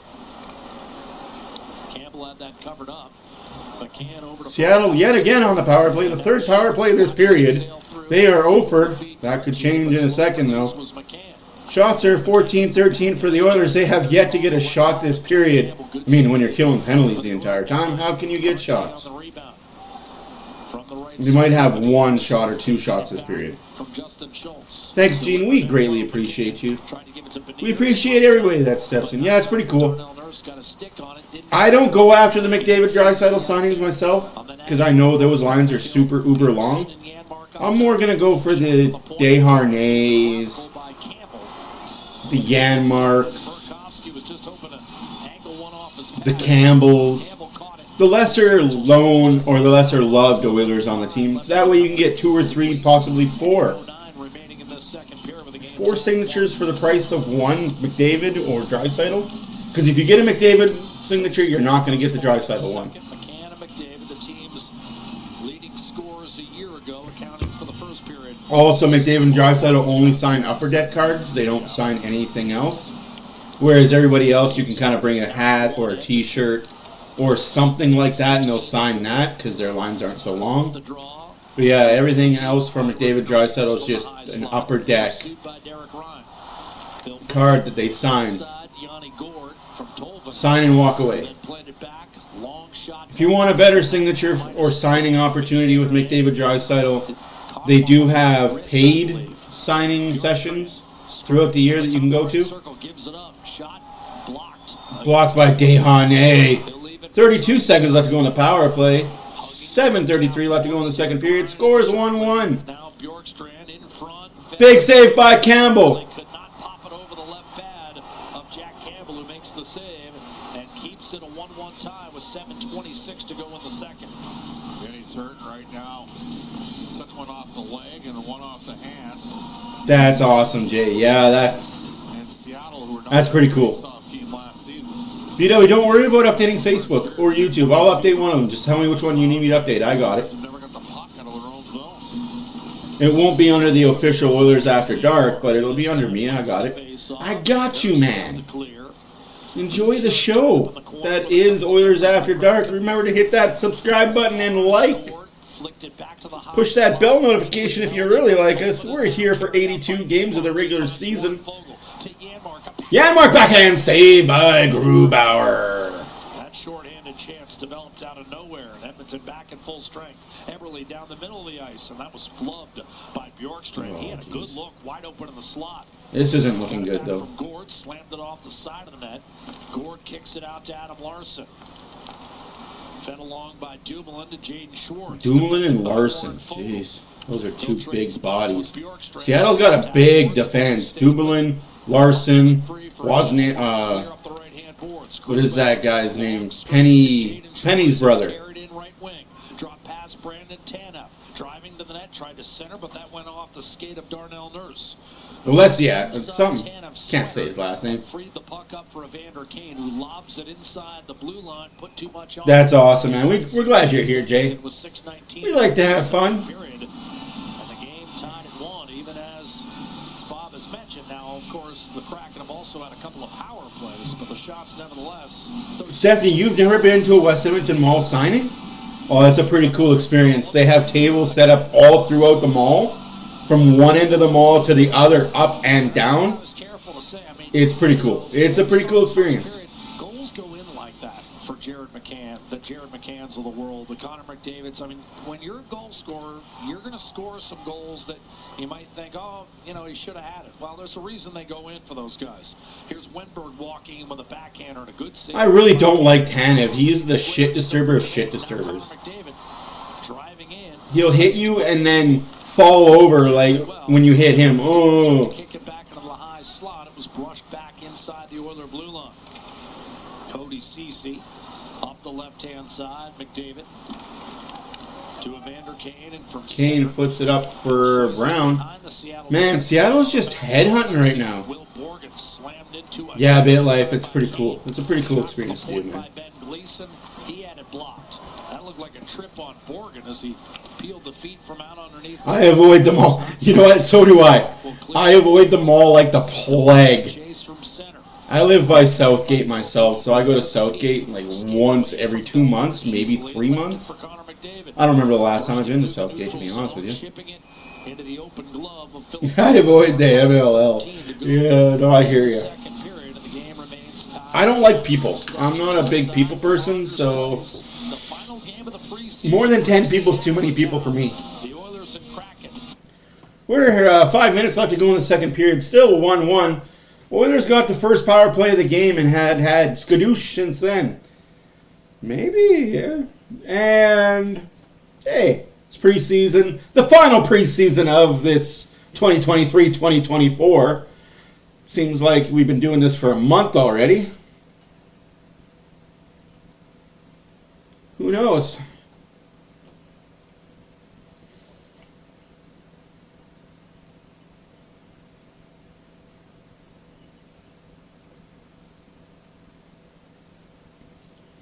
Baco down 2-1 now. Huh, that's sucky, but that's okay. It's preseason action for those guys too.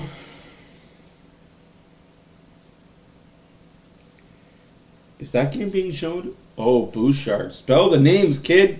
Just look at the back of the jerseys.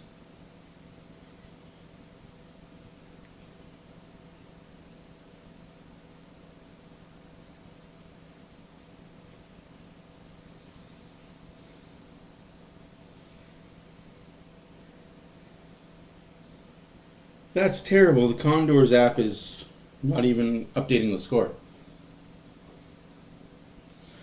That's why they call them the mall. The mall, yeah. That's why they call them the mall. Yeah, the mall. Yeah, that's awesome. See, I'm not from here. I've never really been a big city guy. But go where the money is, right? I agree. Unfortunately, the AHL is one of those.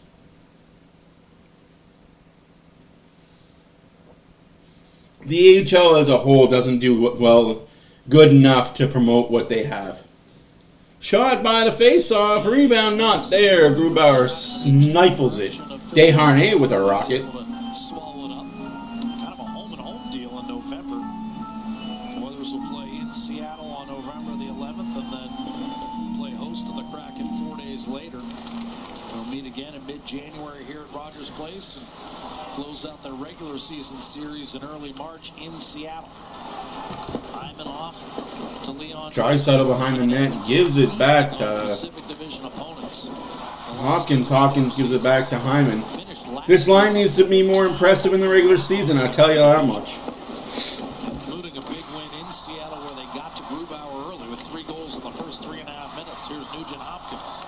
A wrist shot by Desharnais. His stick just exploded. Seattle with the puck, and now a penalty will be called. A slash. Oh, they called the slash. What? They actually called something against the Seattle powerhouse Kraken? Number 37, minor penalty for It was 22 that called the penalty. 31's like, I'm not calling anything in Seattle tonight. CHL at a 64-point season with Tampa Bay. Fairly consistent second/third line center at this stage in his career. Won 2 Stanley Cups. I mean, he's had a nice My name is Johnny Gord. into the box right now, and Edmonton looks for its first lead of the night. With 4.5 to go in the second period, it's an ATCO power play. The usual suspects: Draisaitl, McDavid, Hyman, Nugent Hopkins, and Boucher. Draisaitl's mad that he's not winning face-offs. I don't blame him. You got to win these face-offs, Draisaitl. This is what you do, man. You win the face-off, you set up in the zone. Penalty killer. Professionalism. So offline for NHL 24 is dead already. Dang, that's unfortunate. Way through center, beautiful move. Alexiak finally able to reel him in. That's Penny Alexiak's brother. That's the name, Alexiak. Seattle short-handed if they want it. Left to right comes Brandon Tanner. Over the line, stripped from behind by Nugent Hopkins. Hopkins 3-on-1. Now it's a 3-on-1 the other way. Nugent Hopkins to Zach Hyman. Oh, Zachary Hyman! He's been all around it. Might get a challenge here.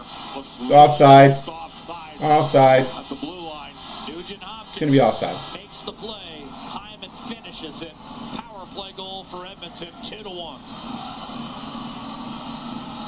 They're going to challenge. Let them challenge. But Nugent Hopkins reeled in Brandon Tanev, and that's the problem. When you elect to try to turn a 3-on-2 shorthanded against Yeah. players, you better hang on to the puck. If Seattle was smart, they'd challenge. And bad things can happen. He was half a foot offside. Well, they're not going to challenge it. They're not going to challenge it. You guys are dumb. He was half a foot. I love my partner. Oh, now we got Honga Oilers plus 2-1 Edmonton. Let's go Oilers. That was offside, by the way, guys. I'm an Oilers fan. I broadcast partially Oilers stuff. That was offside. Yeah, they are. Yes, in preseason you are allowed to challenge.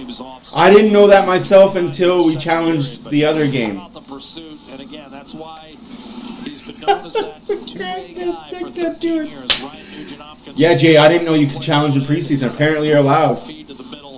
Get themselves ready for regular season.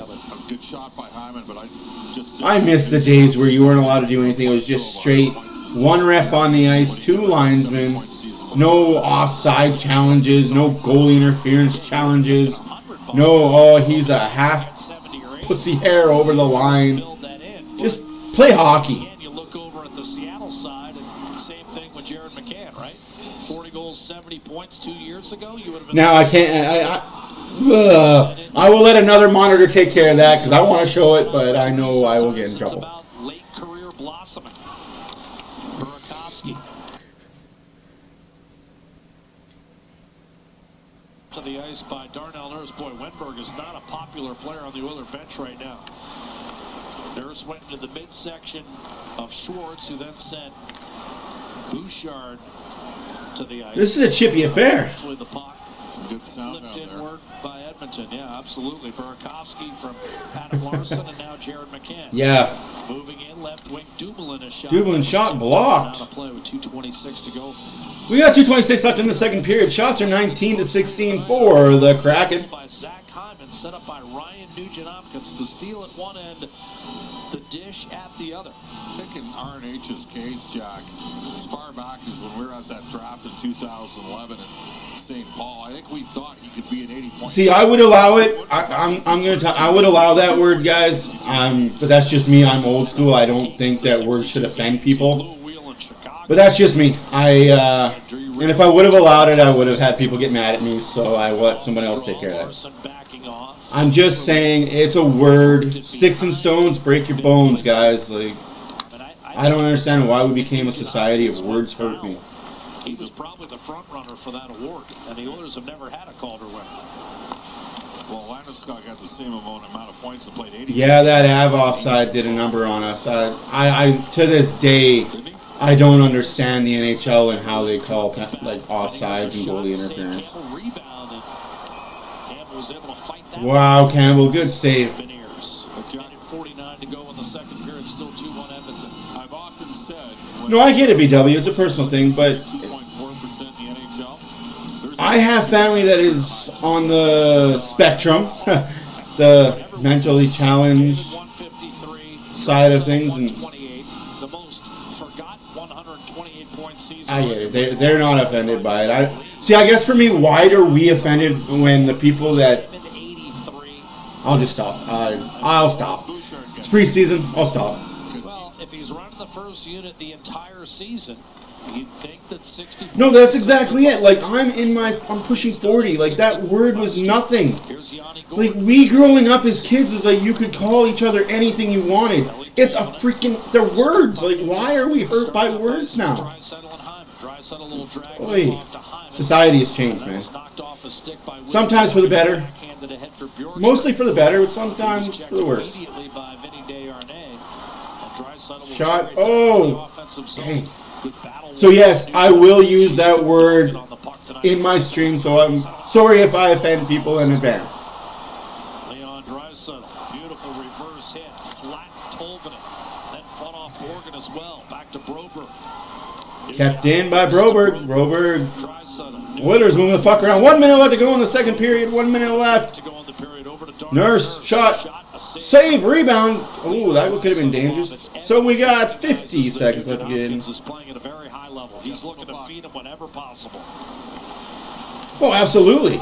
Yanni Gord off to Alexiak, and that went off the heel. I know a lot of mentally challenged kids that are smarter than most in some areas. That was also a sequence where Draisaitl went into that little zone of his where he gets to a point, Bob, where you're not getting the puck from him no matter how many players. We've gone from being hard asses to soft. S-A-W-F-T. Soft. The regular season, because he's playing playoff hockey in the regular season, engaging in that level of physicality. It's not an adjustment for him. No, those are two different words, though, man. Like, one is a racial. 17 points in 5 games against the Calgary. Be careful who you say that around word. And jeez, what a glove save by Campbell. But yeah, I get it. I don't want to offend anybody. That's not what I'm here for. I care for all peoples. Enzo Amore.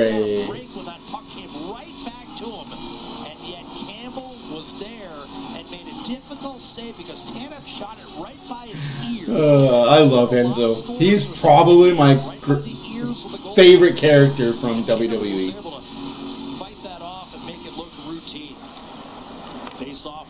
Trash talker Skywalker himself. Here's Tanev left circle. Shot swallowed up by Campbell. The rebound back to Tanev. That was my NHL online name for when I played at EASHL. It was Trash Talker Skywalker for like 2 years. Just like that.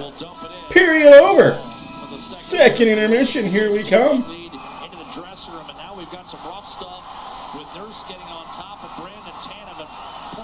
Well, yeah, Tanev jumped on Ernie. Two guys are already fighting over there, Tanev. Of course you're going to get ragdolled, you... Oh, can't say that word because that word will offend people. You child. Leafs are going to make the playoffs. They're too good. Dude, I missed the Attitude Era myself, too. But after the Attitude Era and went to PG for kids, it didn't even go PG-13. It went straight to general for kids. Like, I get the WWE shift. But that's when it started losing money or gaining more money, depending on how you look at it. They earned a lot of money through that era because they started selling more merch, but the hardcore fans kind of lost interest after a while. Like, what does Tanev think? You jumped on a guy when he's on a guy. Nurse is going to grab you and tune you, bud.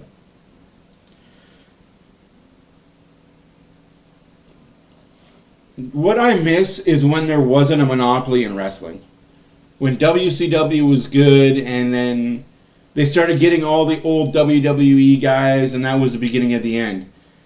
I hope that's not the same thing that's going to happen to the AEW side of it. We'll see. We will see.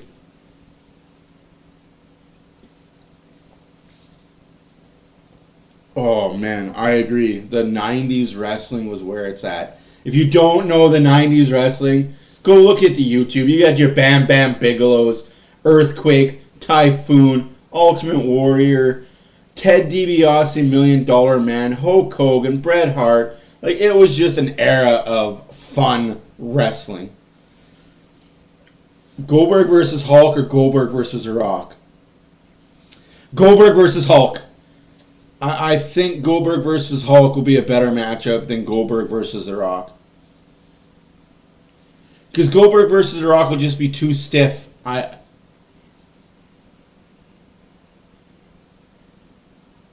No, absolutely. I'll give them that.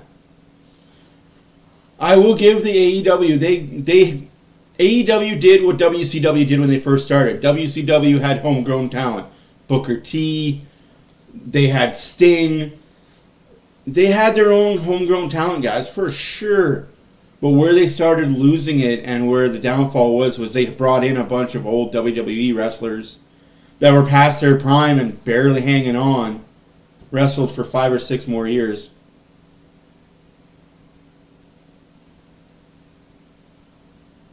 Goldberg Goldberg was another WCW homegrown talent, man. When he came out and smashed his forehead off of every door, and doctors were telling him, don't do that, you're going to give yourself permanent brain damage every time you hit your head and cut your head open. It's like, I don't care. Guy's a football player, man. Oh. Nostalgia days, man. I miss the old days of hockey, the 90s hockey, too. I wouldn't say... To me, the AEW will go big when they go head-to-head against WWE. When they switch their nights to Monday and Friday...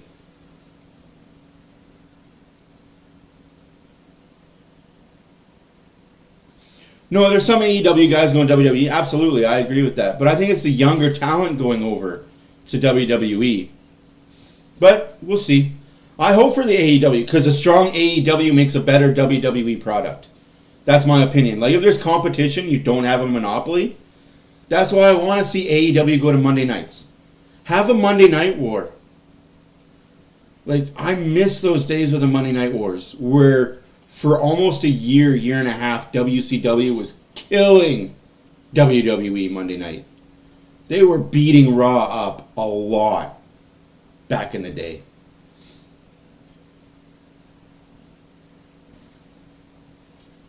But of course, that was before recorded TV. If you wanted to record something, you had to put in a VCR and have it tuned into that channel to record.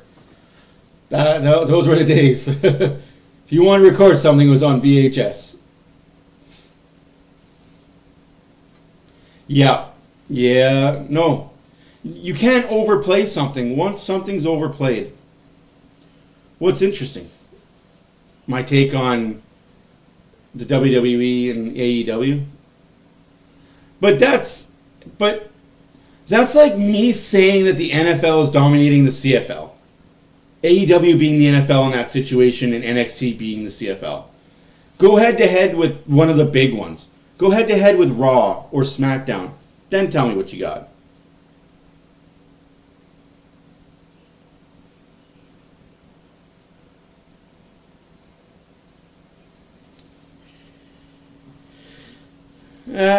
Agree to disagree, but I get what you're saying. Kurt Angle and Stone Cold, man.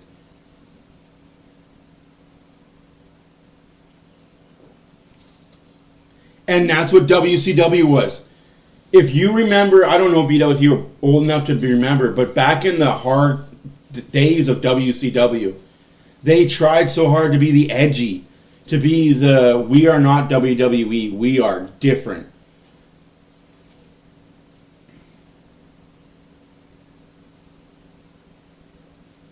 No, I agree. It's all about how it's managed and how storylines run nowadays. And I think with the internet nowadays, everything's ruined because everybody knows everything a week before it happens. Like, I know what's happening tomorrow on Fastlane, and it hasn't happened yet. That's why I hate the internet.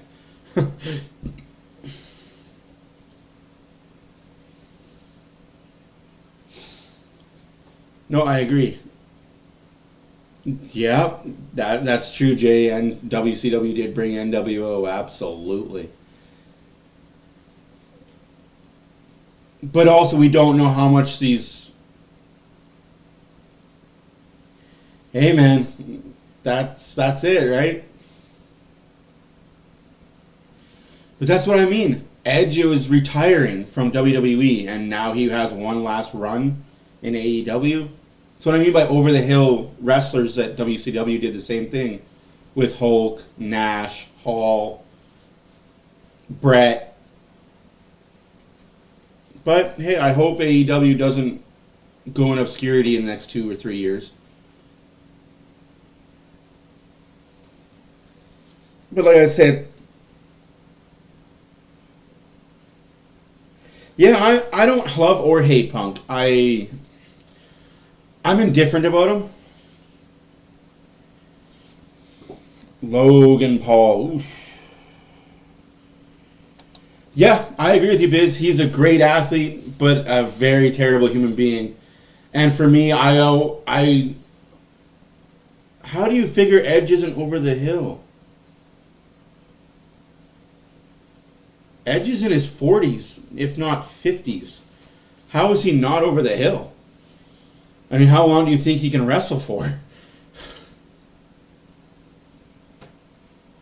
No, I know. Like, I don't get AEW and why they might let Punk go. Yeah.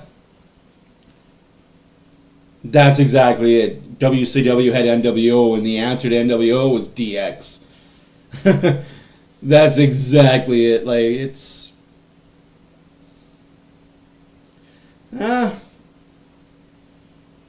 ripped or not, I guess... He's got miles on him. Like, I get it. Like, I get the love that for Edge. Like, I love Edge. I would never say anything bad. Oh, sorry, Adam Copeland. Don't call him Edge anymore. Call him Adam Copeland. I have utmost respect for Adam Copeland. What he went through to even get into the WWE, and then have that injury he had and come back. Ric Flair was over the top. Yeah. Yeah. No, that's the thing. Is I guess I don't let stuff like that ruin things for me. I just hate how I know everything before it happens in wrestling. Where back when I was growing up, you couldn't get something ruined by one click of the button. No, absolutely. And Edge isn't my guy, but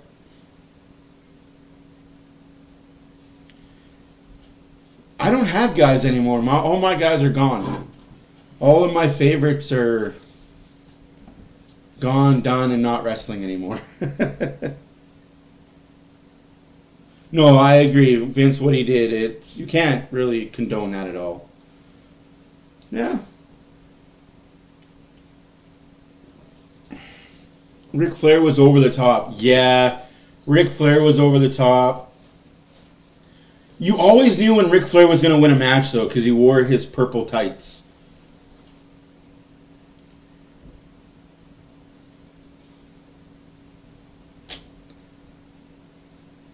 I mean, okay, I will say this about the Bray Wyatt situation, and you can not like me for what I gotta say. Bray Wyatt didn't need a title or a title run to be Bray Wyatt. Just like when I was growing up, I would have loved...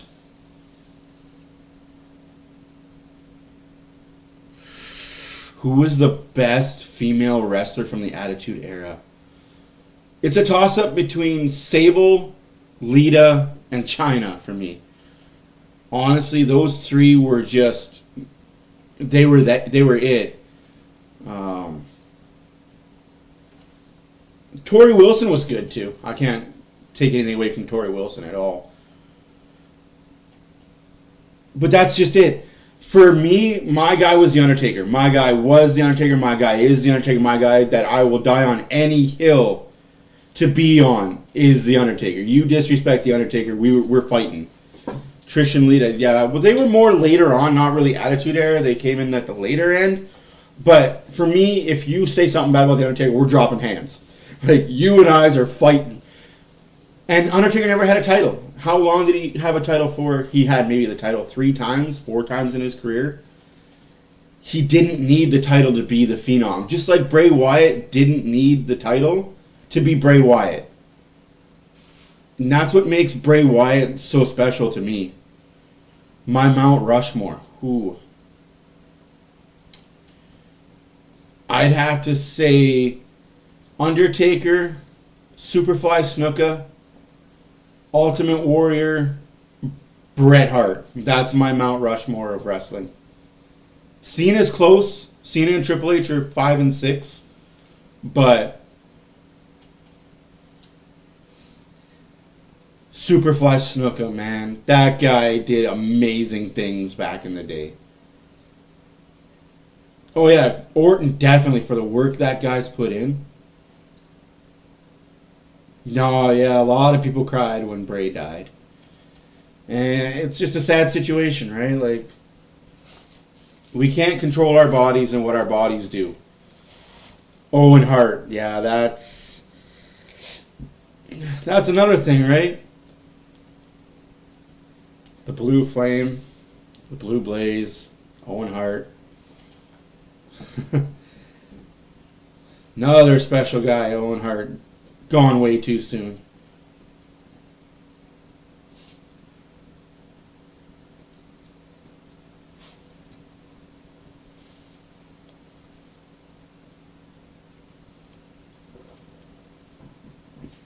I'm surprised Billy Gunn's still going, to be honest with you.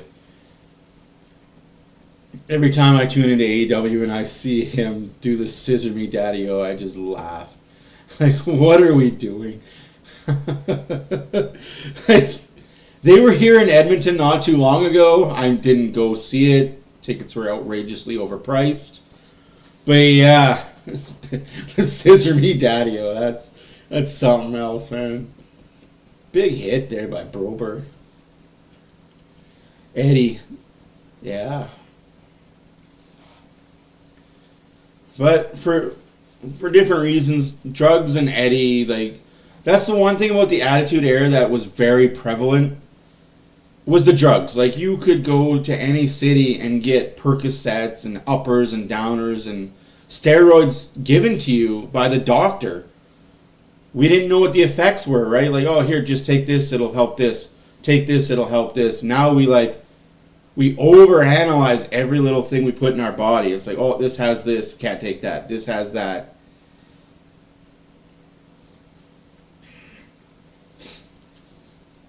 But yeah, no, it's that whole era from 1960 something to 2010. Man, it was a free-for-all in the locker room for drugs and alcohol. And again, Chris Benoit, a lot of people hate him. A lot of people disrespect what he did and how he did it. I don't pretend to understand what his brain was going through. I hate that he did that to his family, but I don't hate the guy. Man, if I had, I mean, I could. I just usually don't have time during pay-per-views. But that is a very good idea, BW. We definitely could do that. Maybe a WrestleMania or SummerSlam. Royal Rumble's coming first, right? Which one's coming first? Survivor Series, Royal Rumble, Mania. I think that's the next big one. That's awesome, Jay. I don't have a Benoit autograph. I kind of wish I did, but yeah. You guys are bringing back to the good old days of wrestling. I sound like an old hat talking about the wrestling guys of my yesteryear and my lore, and back when wrestling was wrestling, and even though you knew it was kind of fake, you didn't really know the outcome of every match like you do now.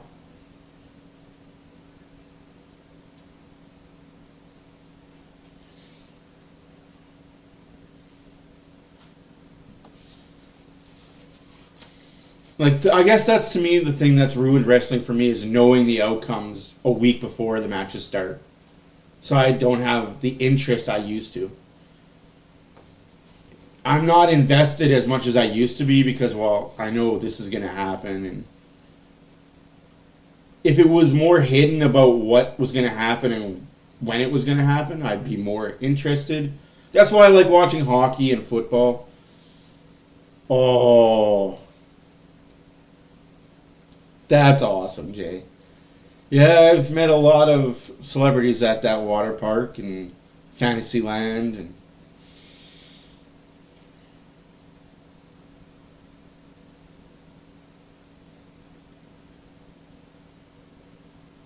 here we go. Third period is going to be underway in 2 minutes as I hit puberty. Because, hey, sometimes you just got to have those things drop.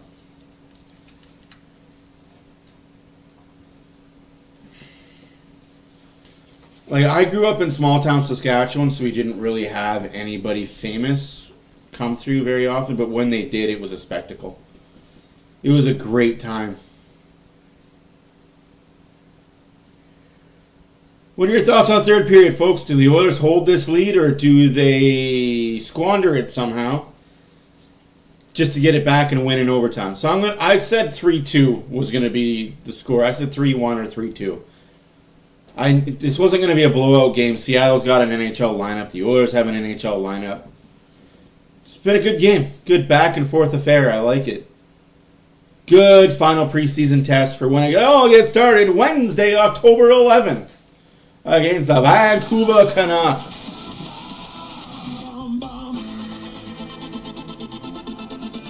Would love to see a dry set of goal. What a sped up Red Hot Chili Peppers. Who approved this?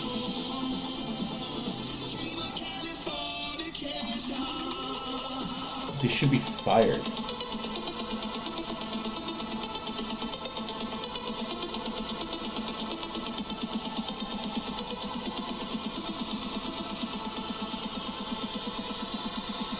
After all that, the Oilers get a penalty. All that was said and done, the Oilers get the only freaking penalty of the fucking thing. But hey, it's okay, Tanev, you can jump on a guy. Hey, Tanev, you can jump on the guy that's fighting another guy laying on the ground. But hey, Nurse, you can't jump in and help. That's a penalty. Edmonton, power play goal by Zach Hyman. The difference right now off a strip from Ryan Nugent-Hopkins. The ensuing feed right on. You'll be at the game, Bella? That is awesome, dude. Enjoy the game. Enjoy the season opener. I'm a little bit jealous, but I understand. I'm not in Vancouver. This will be Seattle's third power play of the night. No, dummy. Fourth power play of the night. If you're going to speak out your butt, at least say it right. Although I am a big fan of LA Knight, guys. Like, I miss when he was in TNA. Dummy, yeah. Oh, just 3 weeks time. Driving in from the right-hand side. Shot over the net. I don't understand how we get the only penalty at the end of that scrum. 4-3 from Edmonton. Pretty good. Nugent-Hopkins, Connor Brown, CC and Nurse. CC the challenge, the centering pass, Matty Beniers, and then Cartier let it. They are just peppering right now. High slot where it was ripped high and wide by Justin Schultz. Fed to Cartier. His wrist shot was smoked wide and had a lot. And out the zone it goes. 1 minute left to go, and the penalty to Nurse, I'm assuming, for being too tough. Nurse helping out his buddy Ernie. Nurse is Bert. That's your Bert and Ernie. What a poke by Janmark. He was being a Bert to the Ernie. He was helping his buddy. Don't mess with my Sesame Street pal. And drop back to Jordan Eberle. Ellie Tolvanen back down to Eberle. Predator washout. Derek Ryan. And just like that, off the glass and out. Carried back in Tolvanen.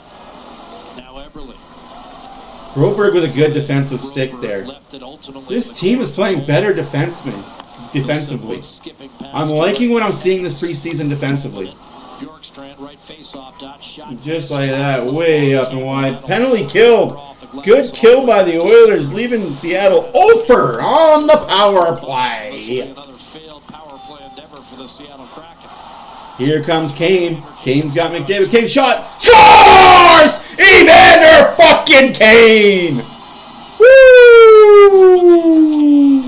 What a snipe! Well, that was just an absolute bomb. What a bomb by Kane! Jack, I gotta tell you this. We got a 3-1 score in Edmonton. Injury last year. I mean, he got everything on that. That was a laser. Must have picked up a piece Wow. as it took off and it got up in a high heat and a hurt. That's insane. And it was Yanni Gord back. Woo! Off of Gord's Let's go indeed. 4, and the Oilers Ba-na-na-na-na-na-na. Celebration. And we buffer some more. Hyman ends up converting. Oh, dang.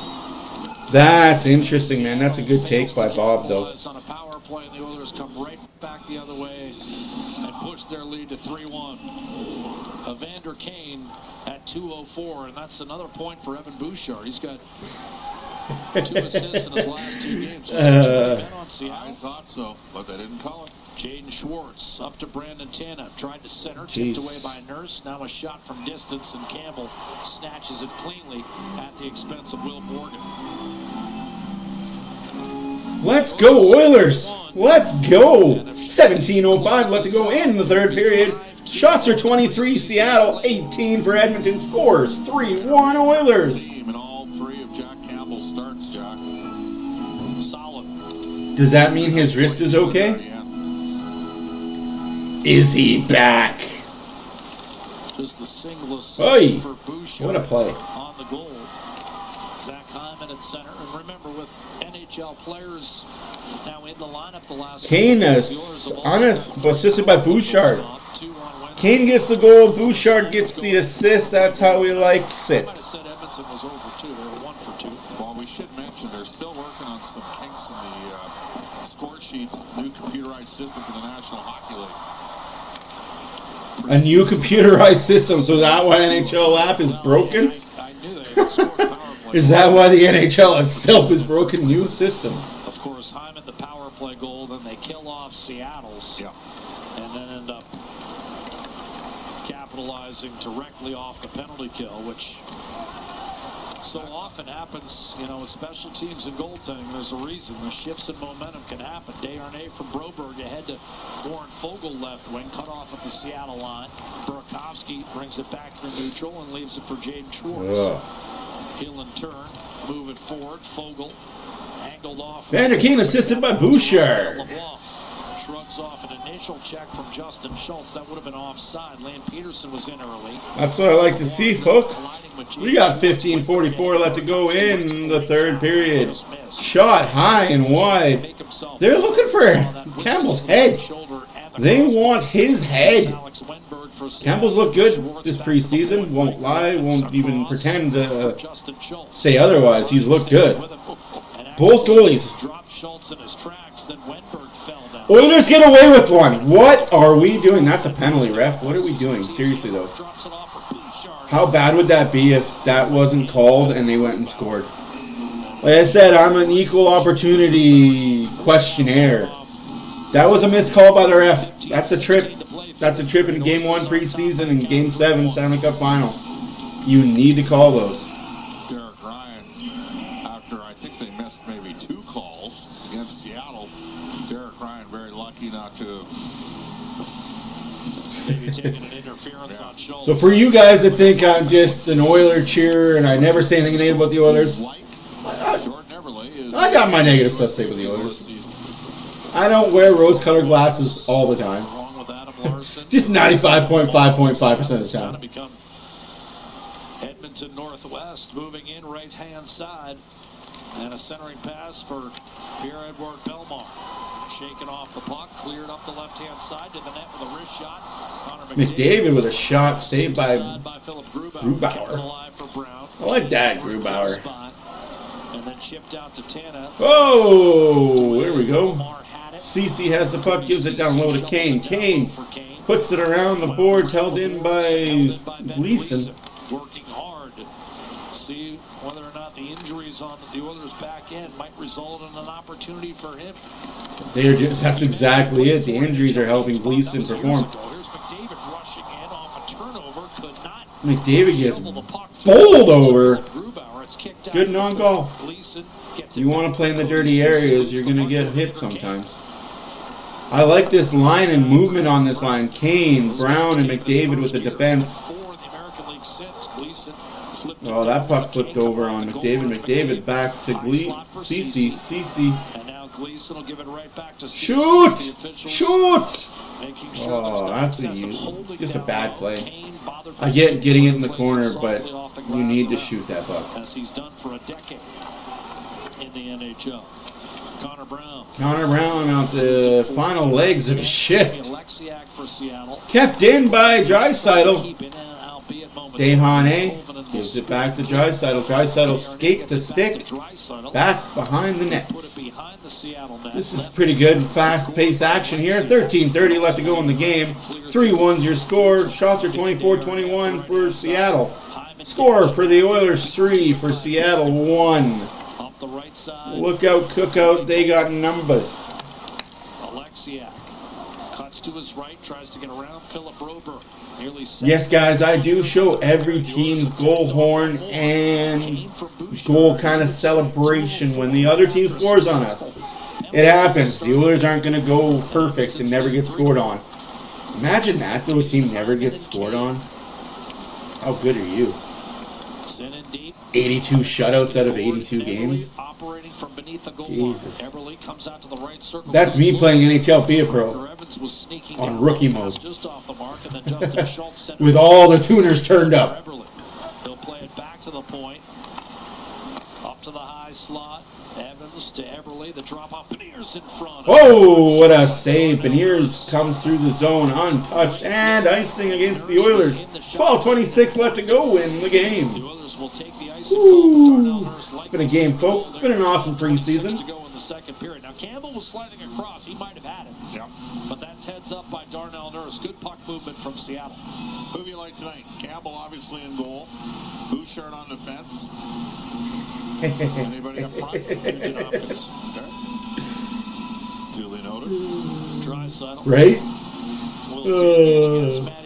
I mean, if you're going to play offline, at least make it fun so your guy can score 7 goals a game and get 10 points. Right? Exactly that, BitLife. Exactly that. Let your guy score 7, 10 goals a game. Lead the league in scoring. Break Gretzky's record in your 3rd year. Like, that's what Be a Pro's for, right? Just, who cares? No, I talk to a lot of my friends and I tell them what I do. Like, you're kind of ruining the game, man. Put it on pro. Don't have sliders. What do you mean? I want to win every game, not struggle. I want to blow these guys out. You guys wouldn't like what I do with my franchise mode. Hyman! Saved by Grubauer. He's like, damn, you keep robbing me, kid. Stop it!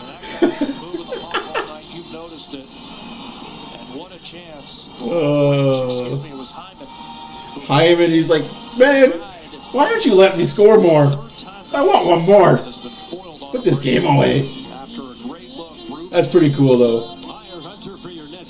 Yeah, 5, and 4 of them are Hyman. 5 breakaways and 4 are Hyman. That's.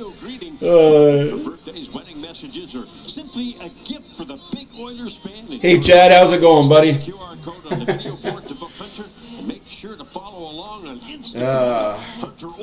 It's funny because I do say he's a buddy of mine. Like, from the Hunter appearances benefit the Edmonton Oilers Community Foundation. Pretty cool guy. And no, Hunter does not talk when he's in costume. Wow, bud, are you lost in a decade? Where the hell have you been? So they're not playing either. But make sure you return here to Ice District on Saturday, October 21st at 8 p.m. when the Jets are here to take on the Oilers. You know what, for franchise? I actually, I put salary caps off. And I trade away all my third and fourth liners for top line guy. DeVeers. Oh, dude. What a throwback. That's awesome. I trade away all my, like, honestly, I trade away my bottom 2 defensemen, my backup goalie, my bottom 6 forwards for stars from every other team. And just make my team 99 overall. Or what I do now that they've had legends play in this game, I bring Gretzky, Coffey, Curry, Messier, Anderson, Fuhr. I bring them all back as Oilers, and it's just, I mollywop teams in franchise. NHL 23, I had a 19-year run of Stanley Cup championships. I mean, you're not going to have fun, right? Like, I wouldn't do that if we had GM Connected, man. If we had GM Connected in NHL 25, that'd be it for me. That's the game that would end. Hey, Nathan. Yeah, no worries, bro.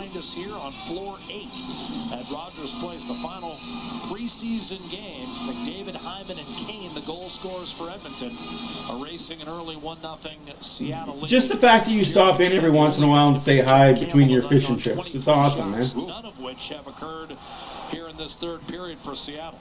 11:30 left to go in the game. 3-1 Edmonton. Shots are 23-24 for, Edmonton. So Edmonton has controlled the 5-on-5 play.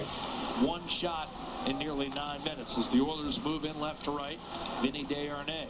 Desharnais to Pedersen, loses the puck. Here comes Bobrovsky. Burkowski, shot, saved by Campbell, no rebound. Don't whack my goalie, I'll whack you. And he put it in his hip pocket with no problem. And those are chants of soup. Yeah, see, fishing, man. Like, 18,100. we can't hate you for fishing. We've had more than 36,000 people back into Rogers Place for the final 2 preseason games, and they've been rewarded with NHL lineups. And to this point, the Blondie Twins. yes, and a goal spread of 10-3. Now, Calgary had an AHL lineup. This is Seattle's team to start the year. They got a good lineup going. I mean, I'm not sure Vince Dunn's going to be in the opening lineup. He might be unavailable. Not out long term, but he's banged up. Off the draw, Adam Larson. Briefly. Wait, that's not good for Seattle with Vince Dunn not being available. He's a big person in that lineup that fills a lot for that team. They'll feel that loss a little bit. Who turns, plays it up the boards. Ryan digging hard and ultimately forces it free of Riker Evans. Taken from behind by Gord, but that'll be a slash on Yanni Gord. Gord taking another penalty. Dude, what are you doing? I mean, let him play, ref. Honestly, like, it's 10 minutes left to go in the final preseason game. Let him play. But now this is what chaps me, is when players whine and bitch after they get a penalty. You get to say one thing to me. You keep chirping me all over the box, you're getting an extra 2. No questions asked. I'll let you say one thing. You get one free shout at me. After that, you're done. You're getting another 2. Gord got away with tried to get away with the slash that was not a penalty back in the late 1990s. I mean, that's my thing as a ref. Like, you can chirp, okay? Say what you got to say. You said your thing. You get one sentence. Don't chirp me the entire way back to the box. Off the face-off, blasted down the ice by Jamie Alexiak, an ex-Dallas star. Evan Bouchard to Leon. You're allowed to say whatever you want to say to me one time. But after that, it's shush. Get it cleared initially, but or as Chad Gable likes to say, shush. Campbell will knock it down for Bouchard, and halfway through the third period, The Oilers start up ice, left to right. Nice. Good on you, B-Dubs. Thank you for that. Hyman on the right wing. Busy man behind the scenes is BW as always. Ryan Nugent-Hopkins with the Seriously, guys, you guys are all awesome. over to Leon Draisaitl. I appreciate every single one of you guys. It's so cool to be here and just talk to you guys and interact. But none of this is possible without BW behind the scenes. He does Right side. yeoman's work. Bouchard, left point. Tried to throw it across, intercepted. Wenberg down the middle of the ice and Yeah. for McCann for a short-handed breakaway. Came in hard, but Campbell hacked the puck away from him and then got smoked by Bouchard. That was good work by Bouchard to force a bad pass. McDavid the steal, and here come the Oilers again. Draisaitl rink wide to Nugent-Hopkins. Hopkins passing to nobody, but that's okay. It's preseason. Still choppy. Play by Nugent-Hopkins to keep it alive. Next up, home opener. McDavid back to Bouchard, high slot. 9 minutes to go in the game. Against Vancouver. Seconds left in the Atco power play. First It's not the home unit opener. staying on there this time. Preseason, the regular season opener. Vancouver's home opener, and then we open up on Saturday. Give way after about a minute. Yes, we will. Two videos coming out. They're not going to be very big, probably 5-10 minutes each. But hey, it's content. It's where I get to talk and just be me and say things that I like to say. Doesn't shoot. Pressure from Tana. Nugent-Hopkins. And power play over. I mean, Tried to play it to the middle, and that was broken it is what by it is. Elmar. As the power play comes to an end, the first unit out for the full 2 minutes, 8:20 to go. No further damage inflicted by Edmonton. The score remains 3-1 Oilers. Here's Ben Gleason, building steam around Everly, touched on by Lane. This guy's going to get hit. Recovered by Dumoulin behind the Seattle net. Justin Schultz to Beniers, sent off balance, kept alive. Peterson CC shot just that was wide. broken up. Peterson He's getting hit too. pursuing, I like the Oilers hitting. clear down the left Preseason hand side. hit. Kind of like shots. Power play needs more shots. That's the only thing I'm going to say. Like, I know you don't want to run up the score and be that team, but you got to shoot on the power play. Pretty plays don't work very often in the NHL. Ask the Blackhawks. We got 7:32 left to go in the third period. Scores 3-1 Edmonton. Shots are 25-24 for Seattle. Jared McCann, the only man to beat Jack Campbell tonight. Campbell, 24 saves. Jeez, Campbell, you're looking good. What a hit. Fogel Fogel laying the body, doing the yeoman's work, you guys are. Yes, we do open up on the road on Friday. Arizona opens on Friday. How they look this preseason, I haven't really paid attention after they left Australia. They're pretty hard to watch because their games are never on. Well, preseason games anyways. Wrapped up, Burakovsky needs new headgear. Desharnais will not allow Gord to get free. I will be excited to see some regular season hockey. I will probably watch every game. Oh, what, is Desharnais going to get in trouble for fighting with Yanni Gord even though he's throwing punches first? I bet they take Desharnais out of the pile.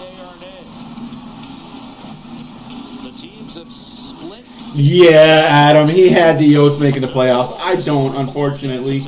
I just think the Pacific is really tough. It's going to come down to goaltending, too, honestly. They're going to be a good team. Definitely take strides in improvement. But that's exactly what you should do, right? Always strive and always improve. And we are so excited to bring you tonight's Edmonton Oilers Community Foundation preseason 50-50 raffle. Now, right now is a good time to go ahead and get those tickets out, as someone in here could be the lucky winner of 2 lower bowl tickets to the Heritage Classic on October 29th. Now, that life-changing jackpot currently sitting at $109,000. Jesus, It's gonna keep climbing. That draw's $109,000. going to take place October 14th at 11 p.m. But now it's time to announce the winning number of those tickets to the Heritage Classic. The Heritage Classic winning number. Get your tickets out. Get your tickets, everybody. B 1001 1885 4. If you have that ticket, you won 2 lower bowl tickets to the Heritage Classic. Congratulations. For everyone else that bought $80 worth of tickets, you're out of luck.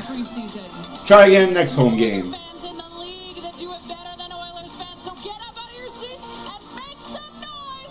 It's time for an Edmonton Oilers season. Jeez. I mean, jeez. Show off that arm you got there, Hunter. Show off that arm.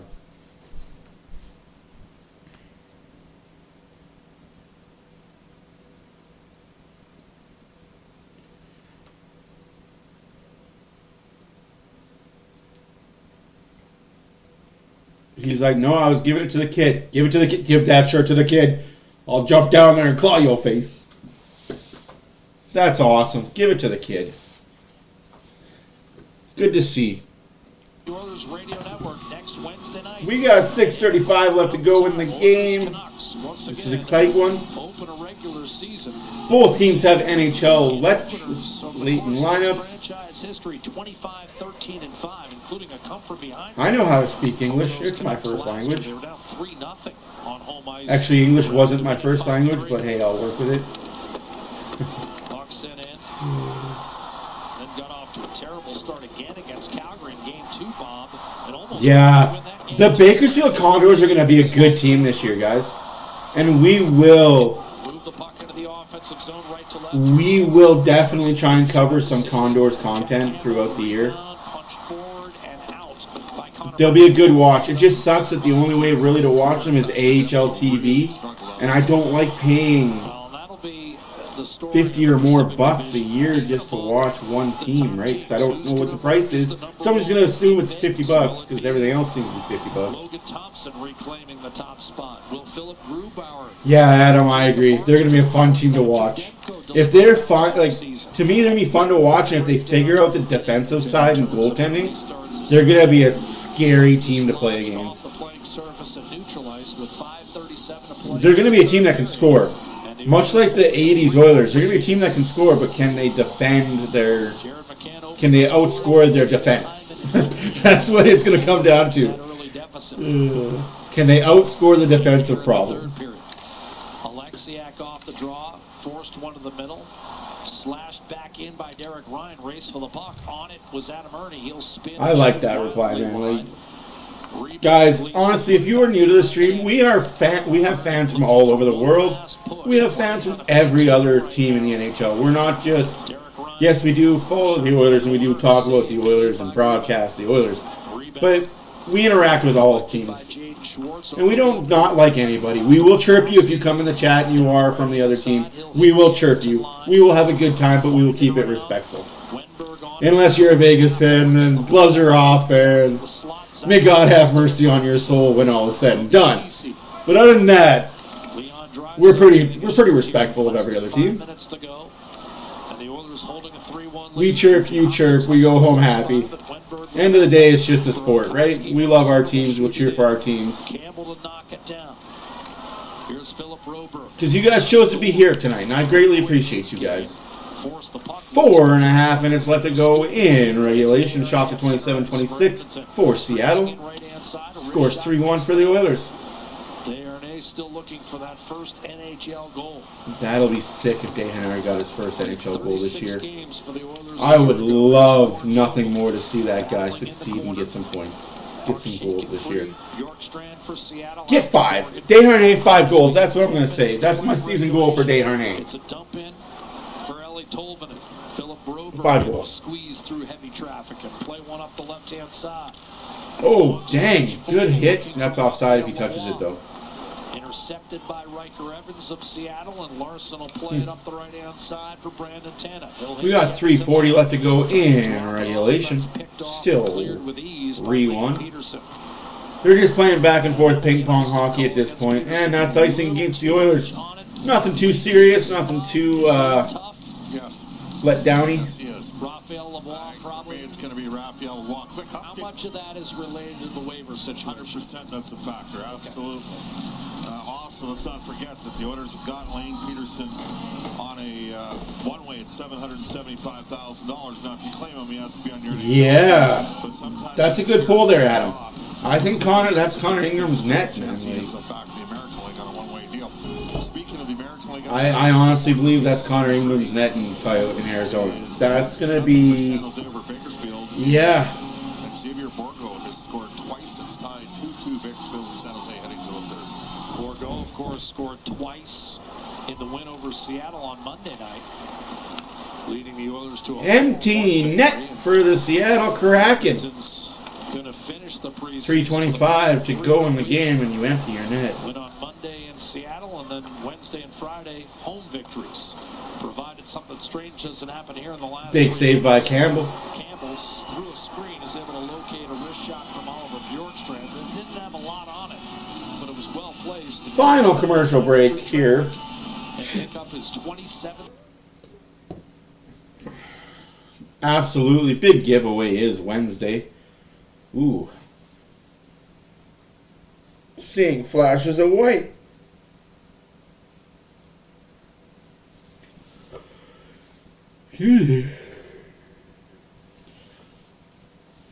Also, another big announcement happens on Wednesday as well. Announcing some new mods. Can't wait for that announcement.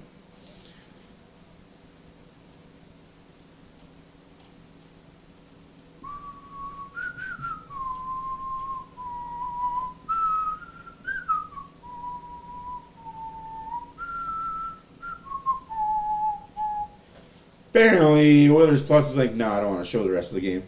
You're good. You got your free preview. Get out of here.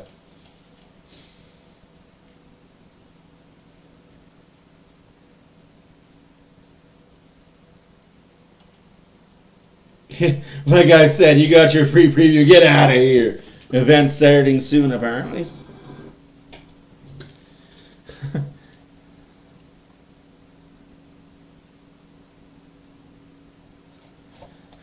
Isn't that the way it goes, though?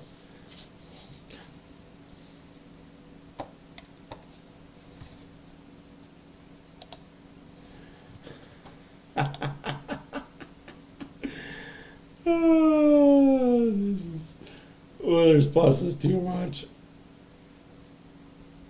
No, this isn't us, man.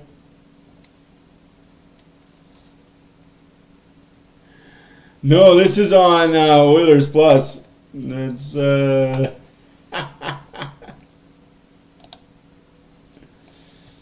oh, good old Oilers Plus.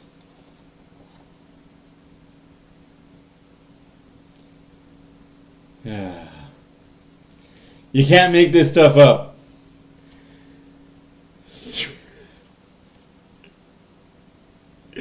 Oh, Jesus. You cannot make this stuff up. If you're an Oilers fan watching Oilers Plus, I am sorry that you paid for that shite. Oh, good God. Oh, my goodness.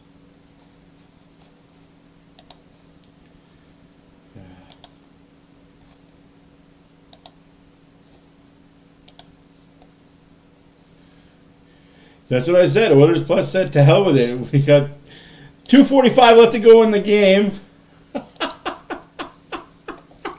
I'm sorry, guys. I shouldn't be laughing at Oilers Plus being a pathetic situation, but I am.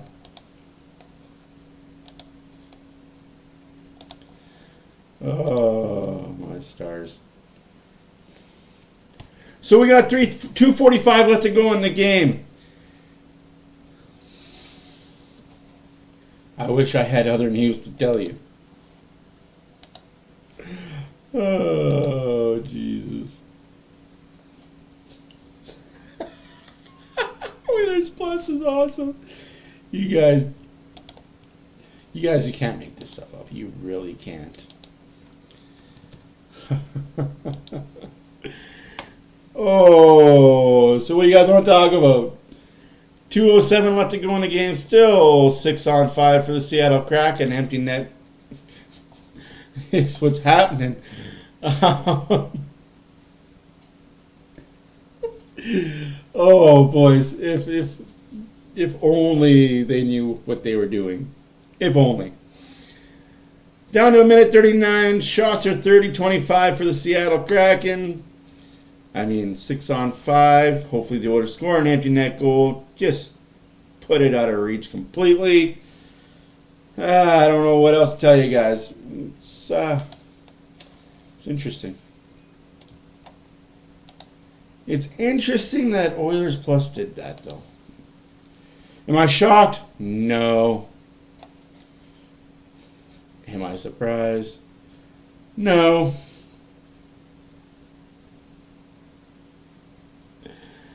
.122 left to go in the game.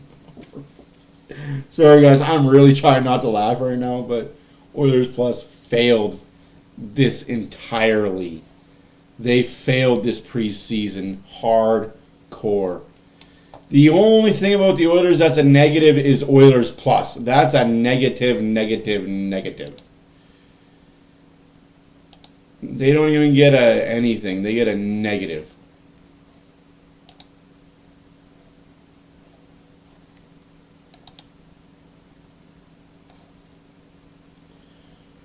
.122 left to go in the game. Oh.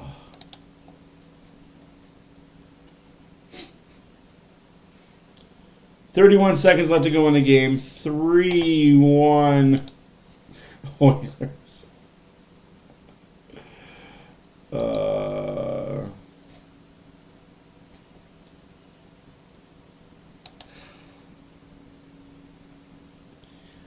You can't make this stuff up, guys. You really cannot make this stuff up. 25 seconds left to go. Aye.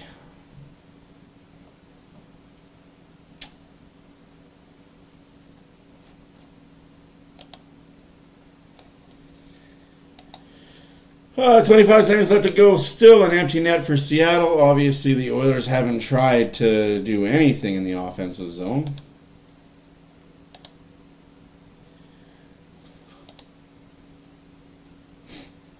I'm trying to get it back.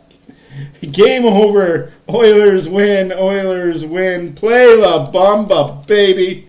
Oh boy, that was sad. Let's get some Oilers.